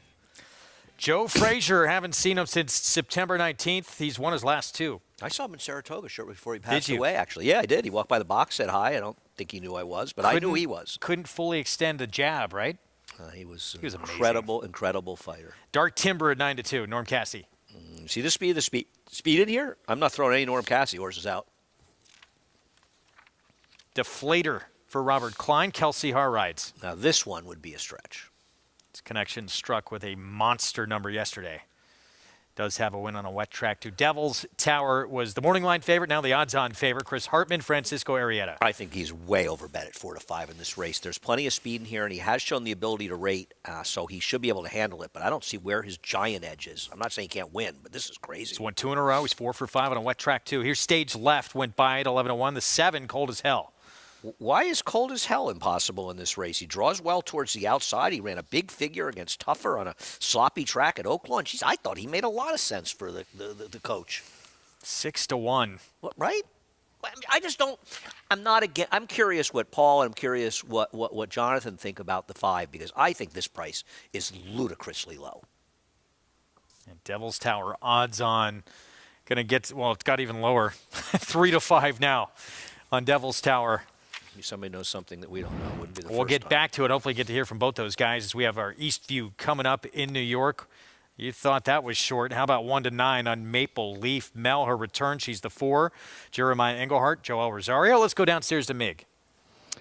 Yeah, Greg, I mean, the story is the 4 Maple Leaf Mel, but let's talk about a couple others before we get to her, starting with the 2 Queen's Masterpiece. Now, obviously, she's going to have to get faster, but I will say, from a physical perspective, this is a big, strong daughter of Munnings. I'm really well turned out for the Jimmy Bond barn. Love what I'm seeing from her from a physical perspective. Obviously, she does have to get faster, but from a physical perspective, really outstanding here. The 5 Lady Mine also making a nice impression. Filly that she's got a lot of size to her, a lot of scope, making a first start off a layoff, and I do think she'll be better for a run. She isn't as tucked up as you might want to see, but this is certainly a starting point. The 7 La Bon Tom, absolutely beautiful. Daughter of Laoban, just really nice size to her, well drawn outside. I wonder if the 6 furlongs might not just be just a little too sharp for her. And then it's the 4 Maple Leaf Mel. I will say this, she hasn't changed much from 2 to 3. I don't think she's grown much. She looks very fit for Jeremiah Engelhardt. Her coat is tremendous. I mean, she was training down in South Florida, so she brought her South Florida tan up here with her. And she's a filly that doesn't need to improve to beat this group, but certainly a very well-balanced individual and looks very fit here in the paddock. Oh, it's a good sign. That's what you want to see coming back from 2 to 3 here. First start as a 3-year-old filly. And physically, too, as she made that move forward, sounds like potentially she has. It's such a big deal that Jeremiah Engelhardt is here. And, I mean, he hasn't been sighted. There hasn't been a Jeremiah sighting here in quite a long time. So I'm pretty excited for that. Back to Oaklawn. Sloppy track, race 6 coming up. We're going to hear from Paul LaDuca, 4-5. Paulie is Devil's Tower, tries to make it 3 in a row. Yeah, and it's almost the same race as they ran last time. It's just now we're on a sloppier racetrack. Last time it was on a good Herald racetrack, and I agree with Andy. Like, I do think the 5 should be the favorite, but not. I mean, at 4-5, I would say about an even money. The reason why is, the 3, I know the 3 is fast. The 3 is very fast. I mean, this horse is a quarter horse out of the gate. If you look at the PPs, the horse breaks on top every time. I think the 5 gets the worst of the draws because the 3 is quick, the 7 is quick, Cold as Hell. So is Arrieta going to back out of there? Is he going to force the pressure? If they go fast early in here, Kim Poole has now put on his main man, Rocco Bowen, on the 1 Beer Chaser. I know this horse comes from way downtown. The 5's the horse to beat, in my opinion. The price at 4-5, I thought maybe even money 6-5, somewhere in that area. But I do think the 1 Beer Chaser, if they heat up early, this horse is going to be rolling late. But again, I do think the 5 is going to be tough in here. All right, Paulie, thanks. I mean, isn't there a chance that the 3's loose on the front end? Yeah, I thought the 3 was the controlling speed in here. I do think the horse inside potentially has some speed, Joe Frazier, but yeah, I think, well, I don't think Joe Frazier can run with this horse. The pace projector says it, but I think Dark Timber is the speed. I would agree with you. Here we go. Race 6 from Oaklawn. Devil's Tower with a 5 odds-on favorite, trying to make it 3 in a row. Jim Byers, the call. In the historic Lucas Green Silks, they're in line, and they're off. And a great start for Dark Timber. He catches a flyer out of there, cold as hell, is rushing up second. And then comes Devil's Tower. He got out in third and now is being surpassed by Joe Frazier on the inside and Deflator. And Devil's Tower is going to be fifth into that far turn. He's about 4 wide. He's about 3.5 off the lead, followed by Stage Left. Beer Chaser trails the field. They're onto the far turn. Up front, it's Dark Timber and Ricardo Santana by a length to Cold as Hell. And now Devil's Tower begins to engage from the outside. Joe Frazier right there, pocketed in behind the leader in the white cap. Then a gap of 2.5 to Stage Left and Deflator. And Beer Chaser is trailing as they come to the head of the stretch. It's Dark Timber with the lead. Devil's Tower up on the outside. Moves up to try to collar him. Cold as Hell from between. Stage Left running a good one. Here is Devil's Tower taking over the lead. Devil's Tower with the advantage. Then Stage Left. Dark Timber and Joe Frazier coming up on the inside. But it's going to be Devil's Tower. He does it again. Joe Frazier was a good second. Then came Cold as Hell in Stage Left.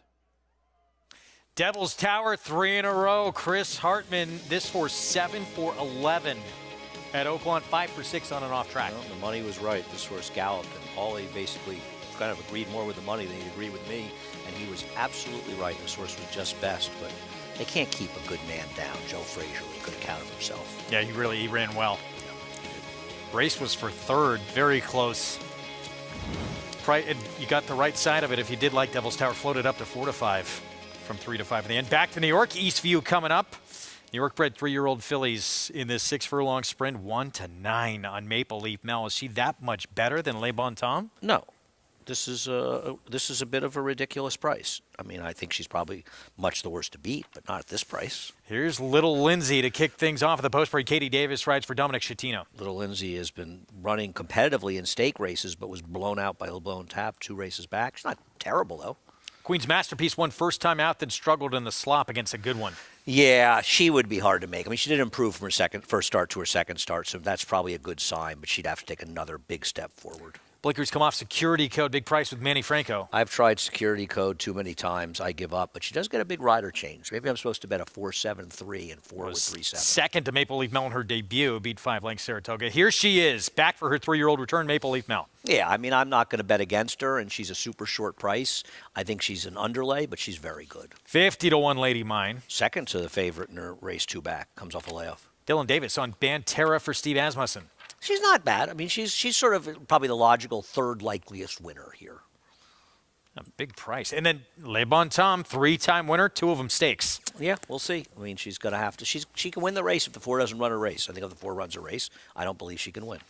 Well, this is the one everyone is trying to beat. Race goes through Maple Leaf. Mel, 2 starts, 2 dominant wins. And even though she went figure-wise backwards in that second start, it was a stakes win, and she did it as easy as could be. And I think it's not that surprising she did it in that situation because she's coming back in just, 15 days since her prior race. And the fact that in the sloppy track, coming back just a few days later, did anybody really reasonably expect her to run a better race? She got it done. And we'll see. Now she comes back, a 6 furlong race. She is very fast early. Hard to see them being able to run with her early. And, I think the biggest question, you want to see her be able to build on what she could do last year because her debut, that's the race I would sort of be more interested in. It was the one where she came in fresh and it was a fast track and not coming in on short rest. 81 buyers for 2-year-olds, that's the kind of number that Forte ran. I think he ran an 80 in his debut. That's the kind of number. So, people see that number and go, well, it's only an 80. For a 2-year-old debuting, it's big. Those are big. No, those are horses that go on and run Grade 1 stakes. You're not going to see 95s too often. Not your Echo Zulu. She was pretty good. But she only ran like a 91, right? I mean, she's like a Breeders' Cup horse. So there you go. 1-5. Maple Leaf Mel. Meanwhile, Le Bon Tom, as we've talked about, 3-time winner, won back-to-back stakes to put a stamp, an exclamation point on her 2-year-old campaign. Those both came here in New York. And she returned. Yes, beaten favorite, but what did you think of that Maddie May? I thought she ran fine in here. I mean, the winner was a little hard to make at a big price, but she ran the race. It's not like she didn't run and run well. It's not as though this horse was disgraced to defeat. She just didn't get it done at a short price. Nothing wrong with that effort. She cuts back to 6 furlongs. I don't mind the cutback here. I just don't think she's good enough to beat the favorite. Well, the recency give her an edge in here. She's 9-2. Meanwhile, Maple Leaf Mel 1-5. Again, they did meet on a sloppy track at Saratoga seeking the ante, and she was no match for Maple Leaf Mel on that occasion. Let's go downstairs to Mig. Yeah, guys, I agree with what Andy's saying. I just think the race is more competitive than the odds on the board would be telling you. And ultimately, I'm going to pick the 7 Le Bon Temps because she does have that recency. I like the outside post for her. I feel like the track's been a little bit on the slow side today, and there's potential for horses maybe to, make Maple Leaf Mel work a little bit harder than maybe she wants to off the bench. Le Bon Temps has that, recency. Good draw, well turned out. I think there's a lot to like here at 9-2. Maple Leaf Mel, obviously she's a deserving favorite. I don't know about that short a favorite, but she is coming back off a layoff on a track that seems like it's fairly demanding today. She looks great. I love the way she warmed up. You get Joel Rosario coming in to ride her. That's a big vote of confidence. Jeremiah Englehart, is here to saddle her today. So, obviously there's a lot of signs for a filly that looks like potentially she has a future, but I'll take a little bit of a stab at 4-1 with the 7. And Jonathan, what do you think? Look, she's definitely the best horse on paper. I mean, look, I understand the alternative of Le Bon Temps, but she feels like she wants to probably go a little bit further. But let's just talk about this race specifically. It feels like Maple Leaf Mel is loose. Timeform US has her loose. Her past performances have her loose in here on the front end. She should be able to get a comfortable trip around there. Then the main question I think everyone wants to know is she going to be fit enough? Well, the fact that Joel's here makes me think that there was a story that had to be told to Ron Anderson that, hey, look, we need you to come up and ride this horse. This is not a prep. I think she's ready to run. And then if you look a little bit deeper into her past performances, looking at her workouts, I do think she is fit. Before her debut, she worked 8 times. Now, they could have been doing things on the farm, so on and so forth. She worked 8 times. She's worked 9 times since this work. She won first time out. Prior to her debut, she went 30 furlongs in those 8 works. She's gone 36 furlongs since then, leading up to this comeback race. Jeremiah's done everything with her similar to the way that he did it before her debut. She was ready that day to run. I think she'll be ready again here today. Now, if there was 3 other speed horses in here that were going to look her in the eyes all the way around there, then that might be a little bit of a concern. But I think she's going to be loose. So even if she is just a tad bit short, I don't think it's going to be enough to get in her way. Am I encouraging you to bet her at 1-5? No, I'm not. Just hope that you singled her in the pick 5. Shocked if she's short for this race, to be honest with you. My friend David Aragona has been watching her workouts, and I trust his opinion on workouts, and he said he thinks she's working sensationally coming in this race. I would be shocked if Jeremiah was running her not thinking. I'm not saying she's going to be as tight as she'll be if she ends up in the test, but he's got her ready. He's not bringing a filly like this back unless she's ready to go. Not for Bill Parcells. Right. Augustin Farm. You don't want that call from Bill Parcells. You just don't want the call from the guy who's won a number of Super Bowls. You just don't need that call. You do not. How'd you not have her ready? I don't think Jeremiah wants that call. I don't think anybody wants that call. There she is for Augustin Farm. And the coach, Bill Parcells, he's got a good filly here. We'll see how she comes back at her 3-year-old debut, trying to keep that perfect record intact. And I'm not, listen, if people want to bet against her this price, I don't think they're out of line. 1-5 is too short. Though I don't think she's better than 1-2 or 2-5. I think she's a very likely winner. I'm excited to see her back. She has the potential to be a very, very nice horse, and I think that's exciting. And I always find it a little more exciting when they're New York breds, too. Just a little bit, We root for the home team. You have to as a New Yorker. Yeah. But yeah, she was exciting. She Got a lot of people excited with what she did at Saratoga last summer. Here we go. Eastview, Maple Leaf Mel, the comeback. Claiborne Tom looking for the 4th win of her career from that outside post. Let's go to Chris Griffin. All in line. All set for the Eastview.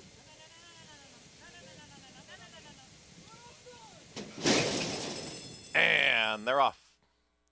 Might have been a slight bobble there, a stumble for Maple Leaf Mel, but she broke very quickly and is right out to the front. Then comes Le Bon Tom to the outside, is stalking from second, and behind them that Security Code in third. Further back in the field is Bantera, then the gray is Little Lindsay towards the tail end of the field, Lady Mine, and the trailer, Queen's Masterpiece. Maple Leaf Mel has got the lead. She's alone up front, is up by a clear length as they approach 4 furlongs left to go. Le Bon Tom is right to the outside here from second. At the rail there is Security Code. 23 seconds flat for that opening quarter mile. Maple Leaf Mel at 1 to 5. Le Bon Tom creeps closer, is now within a half length of this leader. From the back, here comes a run from Lady Mine, and Lady Mine has got a big rally, is going to be wide as they're approaching this leader. In behind them is Bantera. It's tightly bunched here as they approach a quarter mile left to go. Little Lindsay still there as well. Maple Leaf Mel reaches the top of the stretch and now lets it out. It's Maple Leaf Mel who's still fending him off. Bantera to the outside of Le Bon Tom as they continue to chase. Security Code is down towards the inside. A final furlong left to go. Maple Leaf Mel is just strutting her stuff. Joelle Rosario just took a look back. Nobody behind here will catch Maple Leaf Mel. Very professional on her return. She wins the Eastview easily. Maple Leaf Mel over Security Code Le Bon Tom. Little Lindsay, then Bantera in 1 minute 12.75 seconds. And I think that's going to be a fun phone call to make. Jeremiah Engelhardt and Bill Parcells. Maple Leaf Mel, she comes back better than ever in her 3-year-old return. I mean, I would like defer to Richie, but she's got an awfully nice way of going, this horse. And just, this reminds me of her debut, right? Where she just kind of won easily. You look at Joel, and that's the way he rides. It's not a super fast pace, but it wasn't that slow. And she really just dominated this bunch, winning as easily as could be.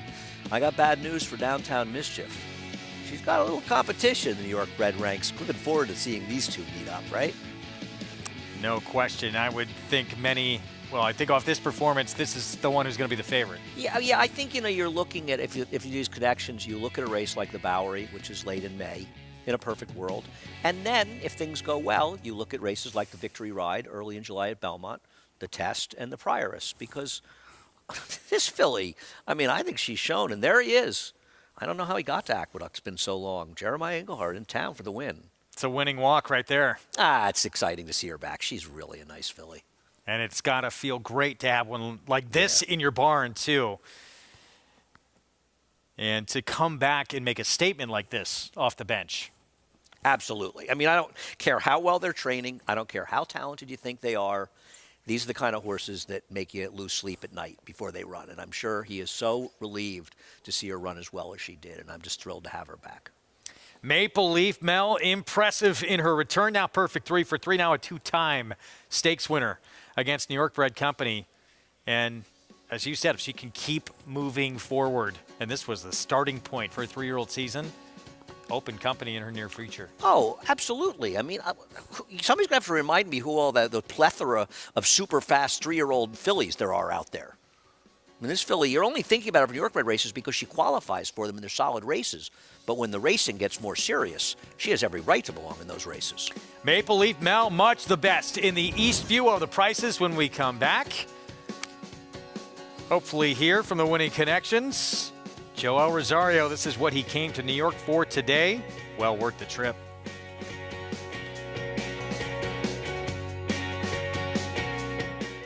Flightline is in full flight. Flightline turns it on at the top of the stretch, and he's in cruise control. And Flightline takes off. Take a good look at this, because you're not going to see this too often, maybe never again.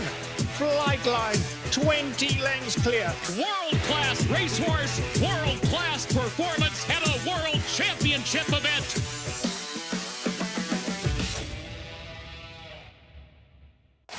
Who you betting on?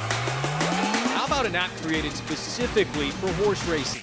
Nairo Bets. We specialize in thundering hooves, fist pumping, and boosting your bankroll with robust weekly promotions. And offer betting tips from actual horse racing experts. Bet all day and night, nationwide. Get the action and thrill of horse racing with Naira Bets. These are the trainers and teachers, the cooks, carpenters, and clockers, grooms and gardeners. These are the hardworking people who show up every day to keep horse racing running across the state. Good-paying jobs that support New York families, along with the thousands of local businesses that depend on Belmont Park. Modernizing Belmont Park would generate $1 billion in economic activity and protect and create thousands of jobs. Albany, create New York jobs. Modernize Belmont Park. Blood Horse Plus, available through bloodhorse.com, provides exclusive, timely, and unmatched content to subscribers, including Fox Sports, Blood Horse branded weekly programs, a detailed stakes winners section, behind-the-scenes videos from Blood Horse staff, on-demand access to deeper horse statistics, and a $5 monthly credit to equineline.com. Upgrade to Blood Horse Plus today.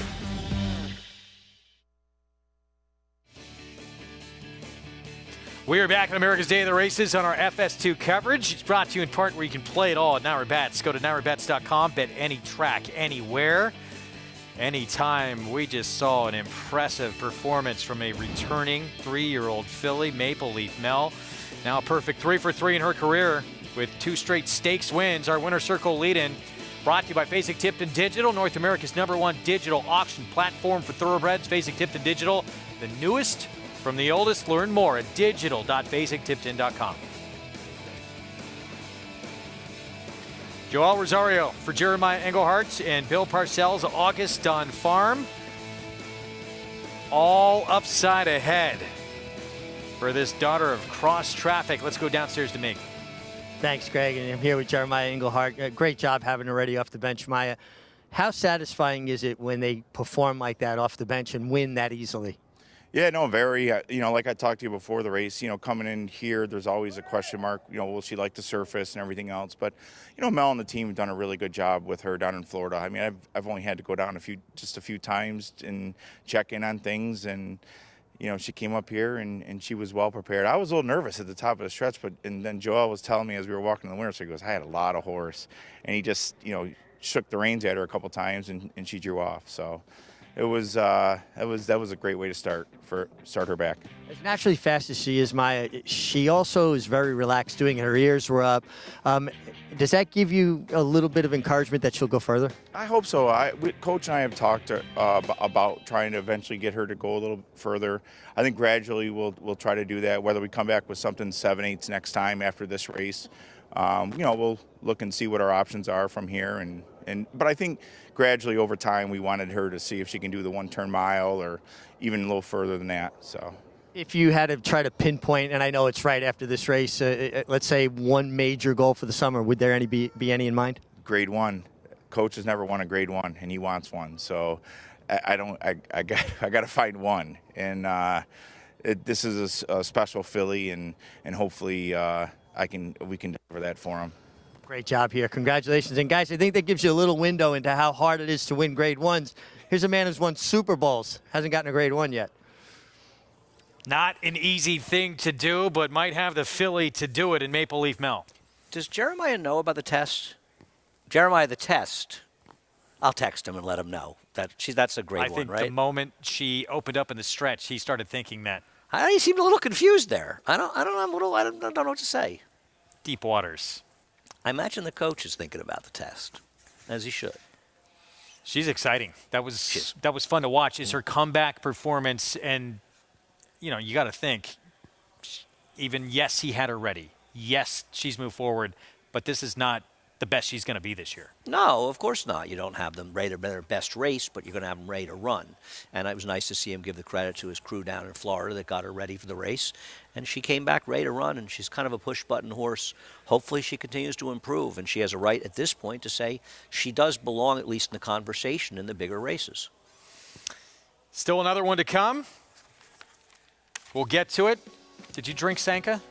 I'm not a coffee drinker. You're not instant? I mean, not at all? No, I don't drink coffee. Okay. I don't drink instant coffee. You think just because I'm hyper, I drink coffee? But I am a fan of the horse. Brad Cox with another good 3-year-old. LeCompte winner. Kentucky Jockey Club winner back in action Saturday in the Louisiana Derby.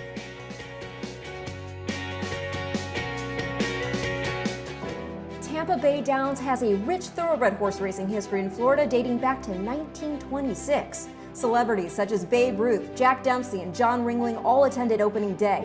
In 1981, Hall of Fame jockey Julie Crone won her first career race here, and in 2007, we saw Street Sense win the Tampa Bay Derby and go on later that year to win the Kentucky Derby. Featuring full fields, great turf racing, and a 15% takeout on our Pick 5, Tampa Bay Downs is live racing every Wednesday, Friday, Saturday, and Sunday.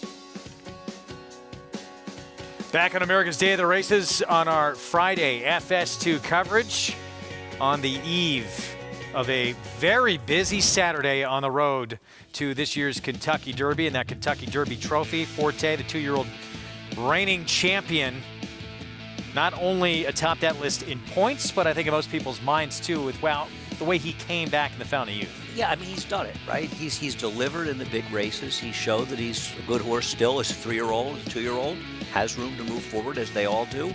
We'll see what we learn from these final preps. Fairgrounds, Grade 2 Louisiana Derby on Saturday, and as we talked about going to break, instant coffee for Brad Cox coming back for the first time since January 21st. He has done very little wrong. Speaking of Forte, it's the only horse who's beat him. I think, though, that this race, at least on paper, doesn't project to have the same kind of super fast pace that we saw in the Risen Star. No one wants the and lead, even his right? last race. Well, it just feels. I'm looking at the pace figures. I mean, Kings Barnes from Todd Pletcher will probably try to wire the field, and that's going to hurt Instant Coffee. He needs a pace to run into. I like that he got it done last time, but before you get too excited and take 2-1 in this field on him, he beat Curly Jack by a length in the Kentucky Jockey Club. He didn't do any running at all in the Risen Star, and he's a much bigger price for Tom Amis. Obviously, he enhanced himself by coming back from Lecomte and beating Two Phils. Two confidence game. Yes, and Two Phils ran very well to be third in that Risen Star. He's one of the worst to beat if he handles synthetic in the Jack Ruby Stakes.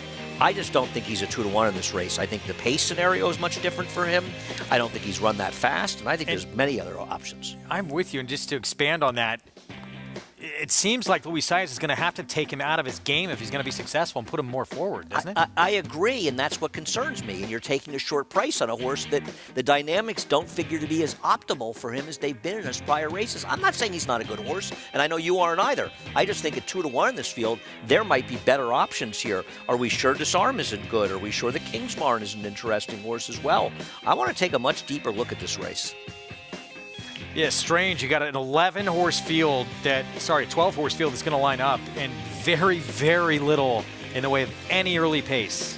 What if you feel as though Jace's Road didn't handle the wet track last time, and that horse can be forward for Brad Cox? I'm not sure he's not possible, and you're at a much better price. So you and I are usually looking to try to beat favorites. I think he's a bit of a vulnerable favorite. It's coming up on Saturday. Grade 2 Louisiana Derby, 50 points to the winner to get into that starting gate for the first Saturday in May. Busy, busy weekend, and then we get into those big ones, and then we're going to pretty much know by April 8th who our favorite for the Kentucky Derby is going to be. Yeah, that's a good point. I think, obviously, I guess some workouts could change it, and you hope these horses stay healthy and they don't fall off the trail. But I agree. You're going to learn so much the next 2 weeks. To Oaklawn, sloppy track still in Hot Springs. 6 furlongs, entry-level allowance race coming up, and here's off-ramp to start the post-parade. Yeah, I just didn't think that off-ramp was really good enough to win this race and also lacks speed. But there could be some speed, some pace. Keep me in the moment. Steve Manley, this horse off since a synthetic start in early January. Gets back to the right surface. I just didn't think he was good enough. I'm surprised he's 7-1. Favorite, we'll see next for Tom Van Berg, a gun-runner filly, Pistol. No, it's been consistently running figures that kind of make her the horse to beat. David Cabrera aboard, 5-2 right now. Fast and Feminine next door at 8-1. Big price, dressed up a little bit by being an also ran in a stake race last time. Yeah, that was going longer in the mud at Sam Houston in a grade 3 behind Pauline's Pearl, and there she is, Fast and Feminine, Oxbow filly. Chillaxification, Dallas Stewart. Now, the trainer in this one wants to be forward, at least going longer, is going to cut back in distance, but does have sprint speed as well. Yeah, I like the cut back in distance. I'm just not sure I like this horse enough, but I like the cut back for this horse. Nick Juarez will be aboard. Wildwood Bye. This is the 4-year-old debut coming up. We'll see how the Hawthorne form holds up because the last couple races were fast enough to be a contender. Argumental, is this maybe the speed of the speed? I think that's entirely possible. 7, 8, 9 all have speed. It'll be interesting to see. Yeah, this one's quick, too. This one comes in from Turf Paradise, Ascena. Doesn't seem good enough, but could have an effect on the pace. And yet more speed, as you said, outside with a 9 Secret Fix. Kim Poole claims off of the leading trainer at the meet. Just so hard to claim off Diodoro. But let me say something. Kind of running back on Diodoro's training, right? Running back in just 14 days. I feel like this horse is an awfully big price at 9-1 right now. Yeah, good point. Basically a Diodoro horse. I think that's what, and I don't mean this as a knock on Poole. I think this is a smart move. You see trainers do it. It means, I know who I'm claiming from. I understand. I want to get this horse back relatively fresh. Let's go to Paul for more. Yeah, I mean, there's so many different angles you can go into this race, and you start with the 3 Pistol that's 5-2 right now. 2 of the 3 wins were Rene Diaz was aboard when he had 5-pound apprentice at Churchill Downs. And I remember both of those times.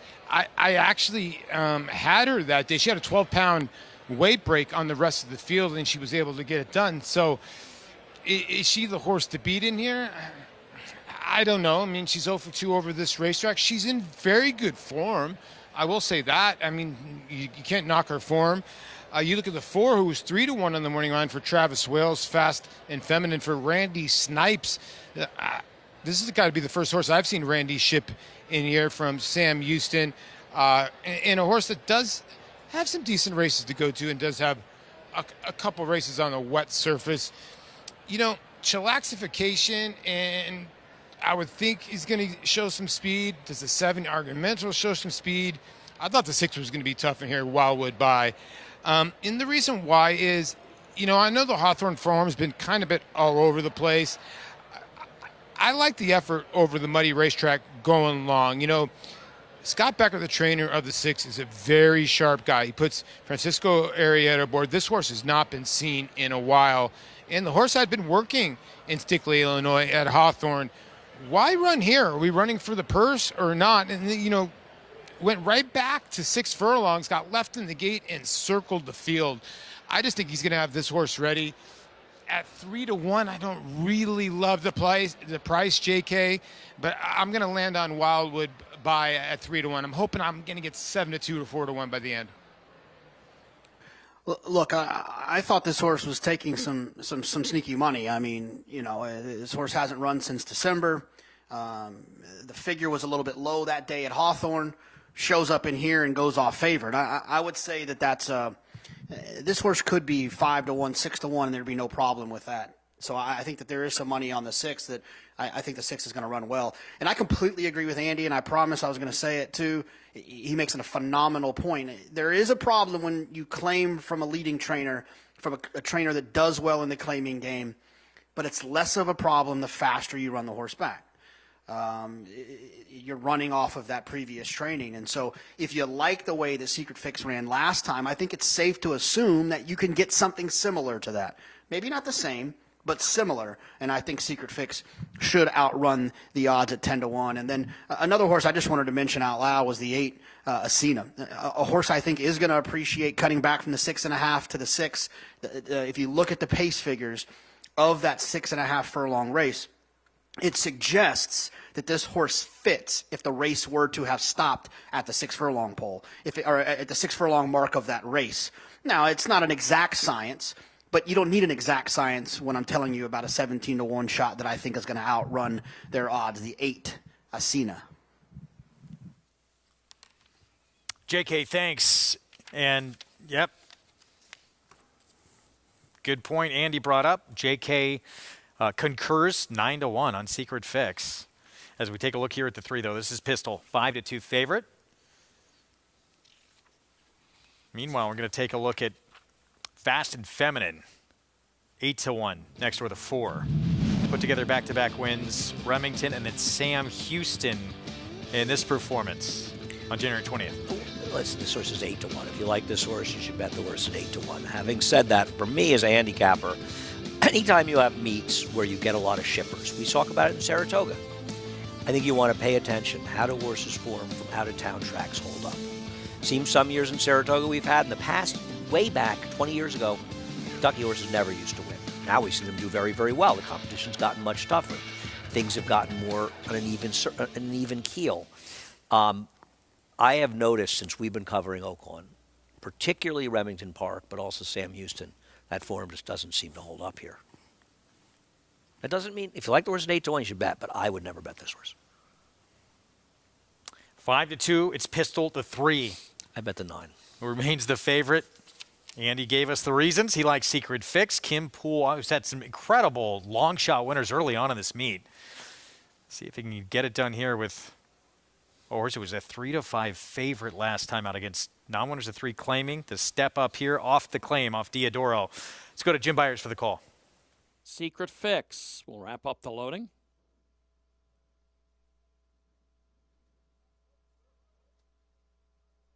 They're in the gate. And they're off. Off to an excellent start. Pistol gets out well. Asina up on the outside was away fast. Argumental is part of that front group with Fast and Feminine. Keep Me in the Moment in the purple moving up on the inside. And Secret Fix is only 2.5 lengths off the lead from the extreme outside. That front group is tightly packed.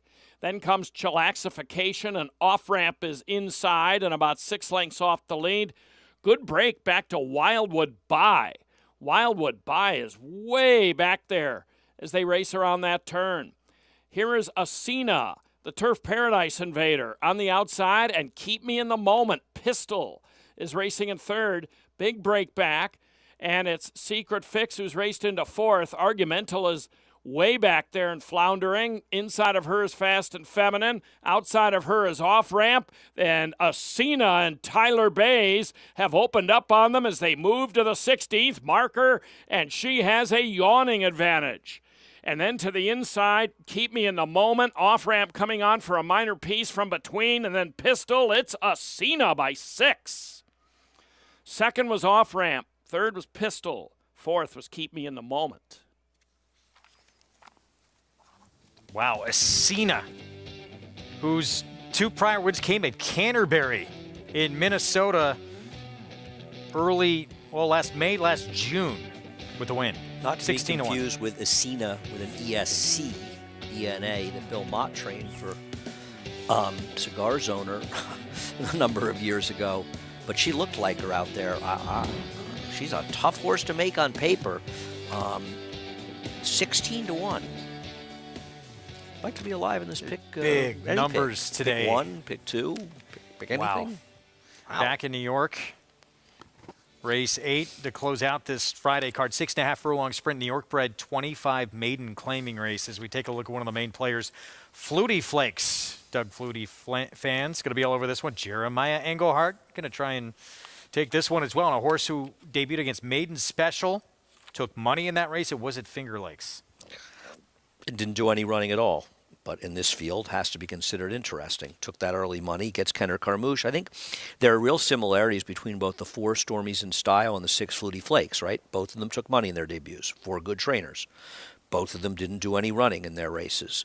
Now, Stormy in Style gets Lasik and blinkers on. Now, Stormy in Style is not looking to knock Jalen Samuel, but he's obviously not a top rider. Kenner Carmouche on this one going to track some support, but at least with Stormy in Style, you're getting a much, much bigger price. I picked the 6 second. I took the 8 Magnolia Wind. I'm hoping Magnolia Wind can be forward here and do well for Greg DePrima second off the claim, but tough to find anybody in here you really like. Who's the worst to beat? The 9? I mean, the 9, right? Not bad connection. Probably the 9. I thought it was the 6 and the 9. Obviously the 10. Major player as well. Boy, she stopped so badly. I know it was a fast pace. The speed did run second. And it was at this level, too. 2 goes by. That's Wine Goddess at 9-1. Jaime Torres, again, looking for number 3 today. Here's War Museum. Yeah, War Museum. I looked for a reason to use this one a second-time star. Caught a sloppy track first time out. 9-1 Stormies in Style for Charlie Baker. I mean, we talked about it. Second-time stars. Horse a little interesting. Taking some nibbles. Stumbled at the beginning of that debut. Blinkers on. Lasix. Mischief Motion 8-1. And here's Kendrick on Flutie Flakes. Yeah, I mean, I understand why people are going for this horse. It's not really.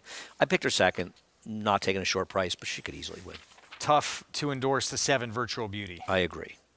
The beauty is virtual, not physical. Magnolia Wind at 14-1. Gregory DePrima. Didn't run badly chasing the winner. Who was the favorite last time out. I give her another chance at a price. Forever Amy. Here we go with the contenders 7-2. Their last race 2 back's a little dressed up, but is a 46 buyer, which makes her the horse to beat here. At least showed speed before backing up in that debut bad connection. Yeah, well, she was involved with Fellini as well in that race, and I didn't think she ran particularly well, and she's 5-2. My horse was involved with Fellini. She's 13-1. And Kaya Rasa, Maddie Ulver, the apprentice, at 20-1 to round out the field for the Bond Barn. Tough to recommend her off her recent efforts, but listen, I'm not going to. You like anybody in this race to price, jump in. I'm going to take a look at the 9 here in action. Forever Amy. Back on January 20th. This was in the mud, muddy sealed track, was forward, adding blinkers for the first time. Was almost 17-1 in this race, wound up second. She ran well. Now, her last race, the inside was good. She was a little bit off the rail, so she has a mild excuse. She's going for a barn, though, in Jeffrey Englehart that is extremely cold. They had a super year last year, and now they're just 3 for 50-something, and I think 1 win over the last X number of starters, so that bothers me. But listen, this race makes her a major contender here. I thought she should have been favored on her form.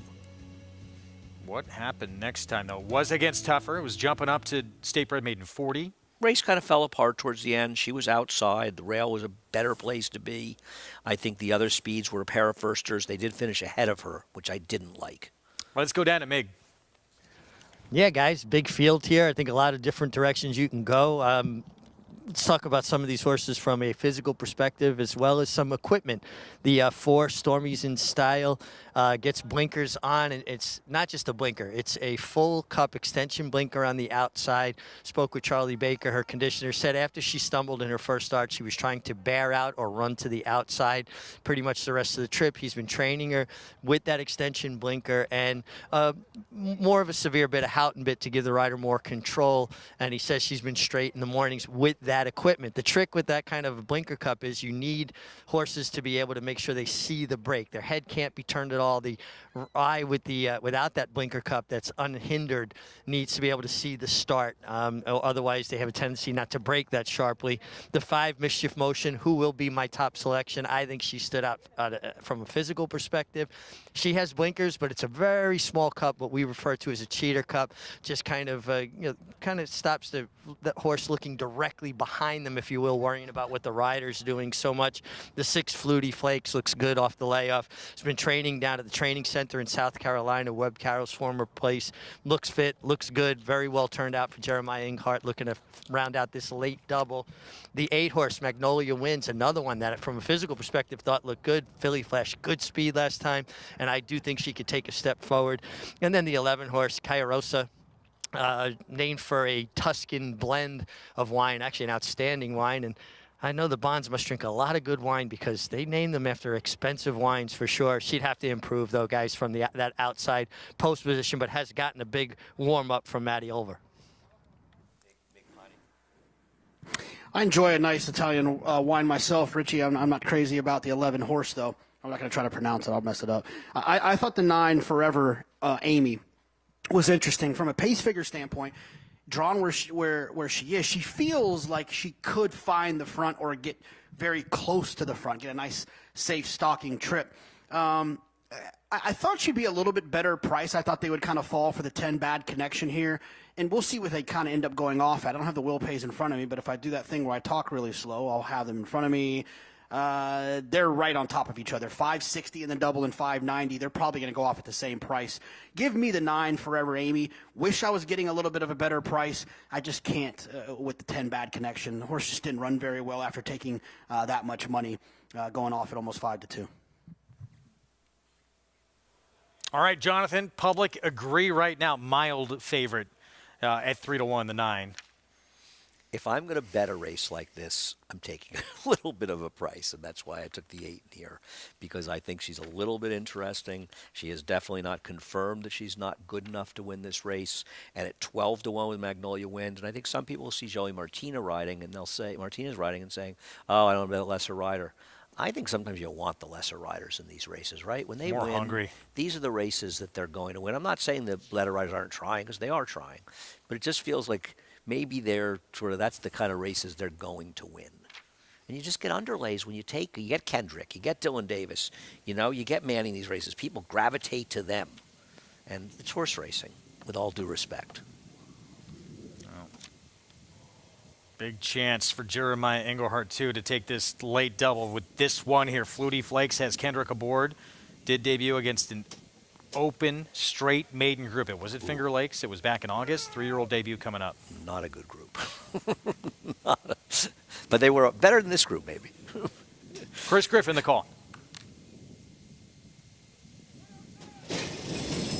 And they're off. Slow start there for War Museum at the back end of the field. Bad Connection has asked for speed and goes right with Forever Amy and a pace duel on the front end early. Just off of them, Magnolia Wind is going to get a nice trip here from third. Kairos is now dropping off the pace. Is to the outside of Mischief Motion. They're 4th and 5th. So now Mischief Motion takes that 4th position. Stormy's In Style is now moving up, is taken 5th. Further back in the field is Flutie Flakes, is towards the outside here. Virtual Beauty, who's losing ground quickly. The 2 at the back, Wine Goddess and War Museum. 22 and 4 for a pumped up opening quarter mile. Bad Connection's got the lead. It's Bad Connection in front. Forever Amy has moved to the outside here, is ready to challenge, is looming up on the outside, and they are 4 lengths clear. Stormy's In Style is trying to run on there with Magnolia Wind, is right there in that 4th position, and from the back, Mischief Motion's trying to rally on, but Bad Connection and Forever Amy, they continue to duke it out, and Forever Amy is about to push on by. Here comes Forever Amy, who's now in hand and kicks for home. Bad Connection is back to second. It's far back to the rest right now. Mischief Motion is starting to run on a touch, but they're approaching the 8th pole. Forever Amy is well clear. It's all Forever Amy. Here comes the run from Mischief Motion. Mischief Motion is getting closer. Forever Amy, a final 16th. Mischief Motion is going to try and make this close. Forever Amy, Mischief Motion, Forever Amy, Mischief Motion. Forever Amy needs the line. Forever Amy gets the line over Mischief Motion. Then came a late run here from Wine Goddess, and Flutie Flakes is in a photo with Magnolia Wind in 1 minute 21.50 seconds. Forever Amy. Diminishing lead, but enough of the tank to get the win here. Dylan Davis, Jeffrey Engelhardt.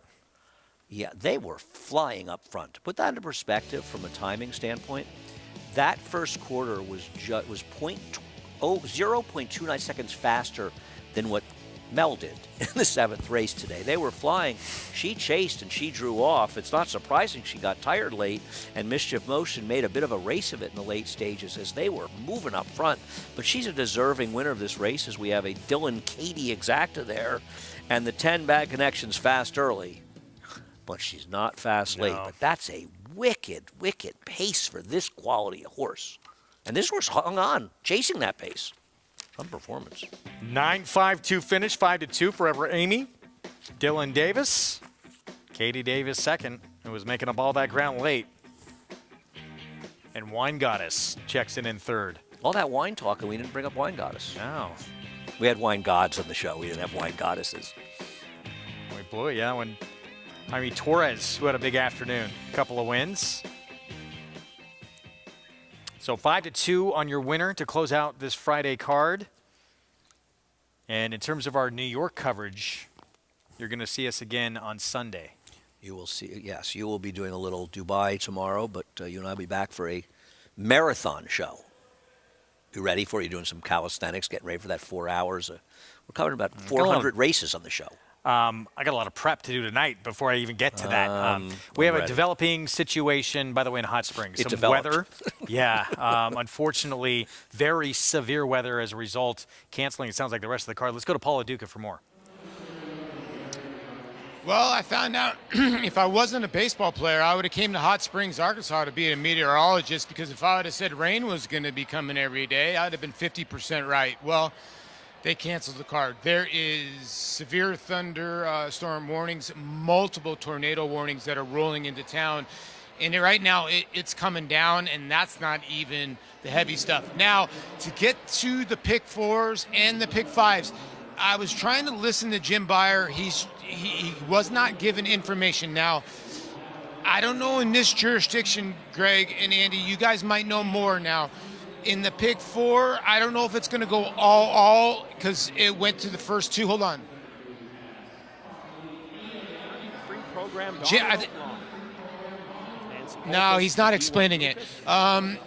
He's not explaining it. What I was trying to explain to you guys, I don't know if the pick five is going to come out to all or if it's a refund. Make sure you check your Naira Bets account. I don't know if it's all in the pick four. They have not explained that as well. And be patient, because these windows are sort of on timers. So I would think the 8th race will go official in about a half hour, and then the 9th race will go official in about a half hour. So an hour to maybe figure out what's going to happen with the pick fours and pick fives. Just an unfortunate situation. And let's get everybody home safe right now and back to their houses. And hopefully the wind doesn't kick up, and hopefully we can get this weather to die down for tomorrow, Greg. All right, Paulie, be safe.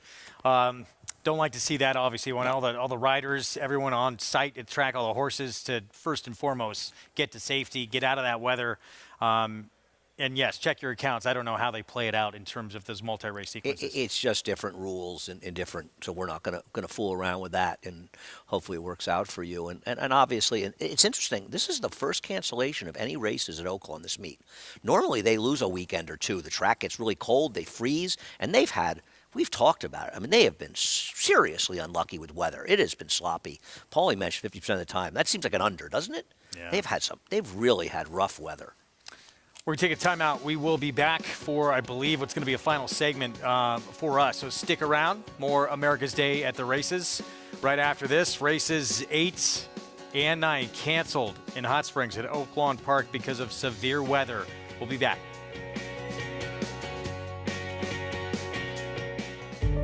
Whatever you use to predict future stallion success, breathe slowly and gaze at the desert's first great championship race.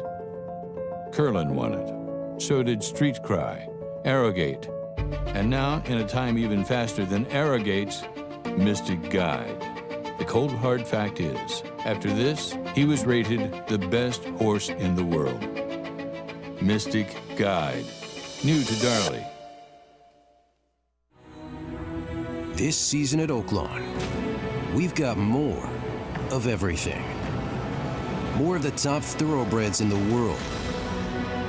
More days of live racing. And the largest purses in our history. All at a completely reimagined Oaklawn. Come be a part of this historic season at Arkansas's only casino resort. A Grade 1 winner of nearly $2 million, Silver State hails from the sire line of legendary Claiborne stallion Danzig.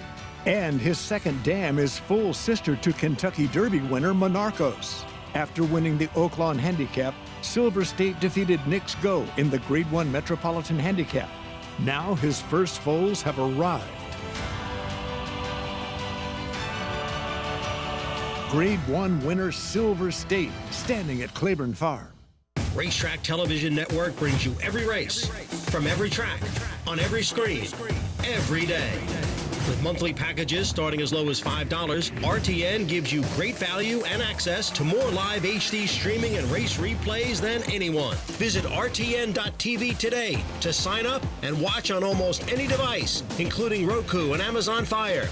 RTN has packages that start at $5 per month.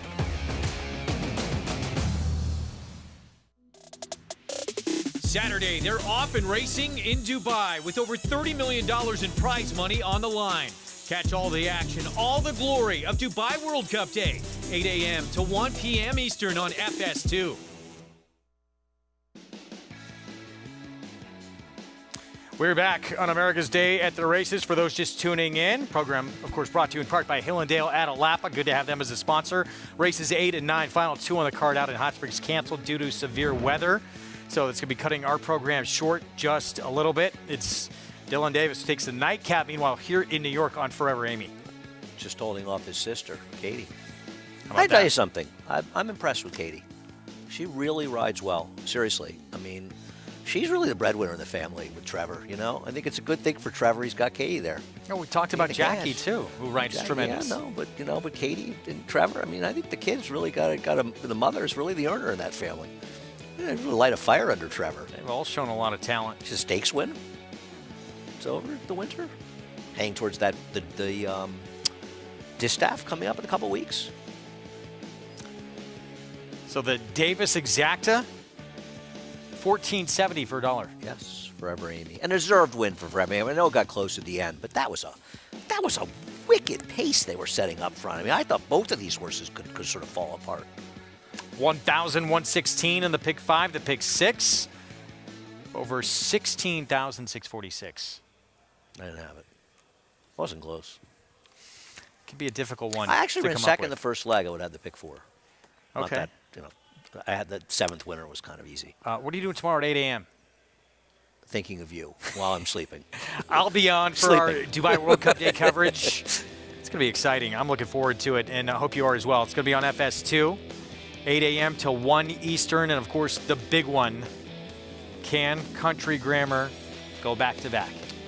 Well, Frankie Dettori, in what we believe is his last Dubai World Cup, assuming the farewell tour is legit, he and Jerry Bailey are tied with 4 wins each in the Dubai World Cup. Jerry got a head start, right? He won the first one.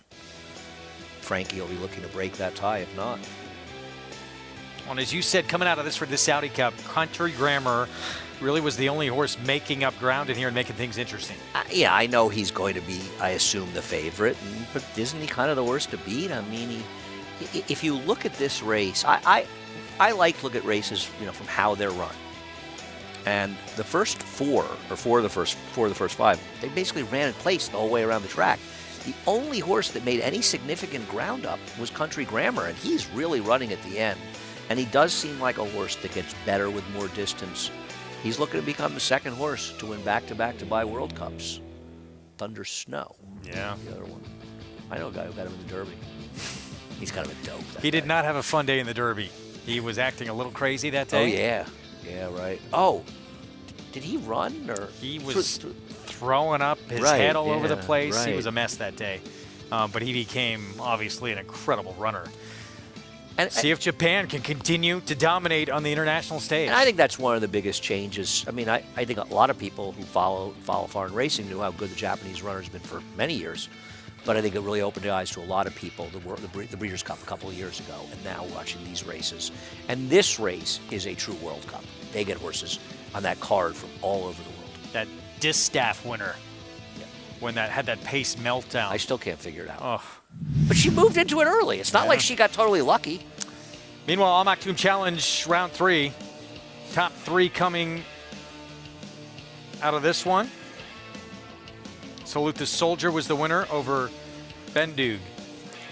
Yeah, one of my handicapping angles for my World Cup is pitch anybody that won a prep race for it, other than Curlin.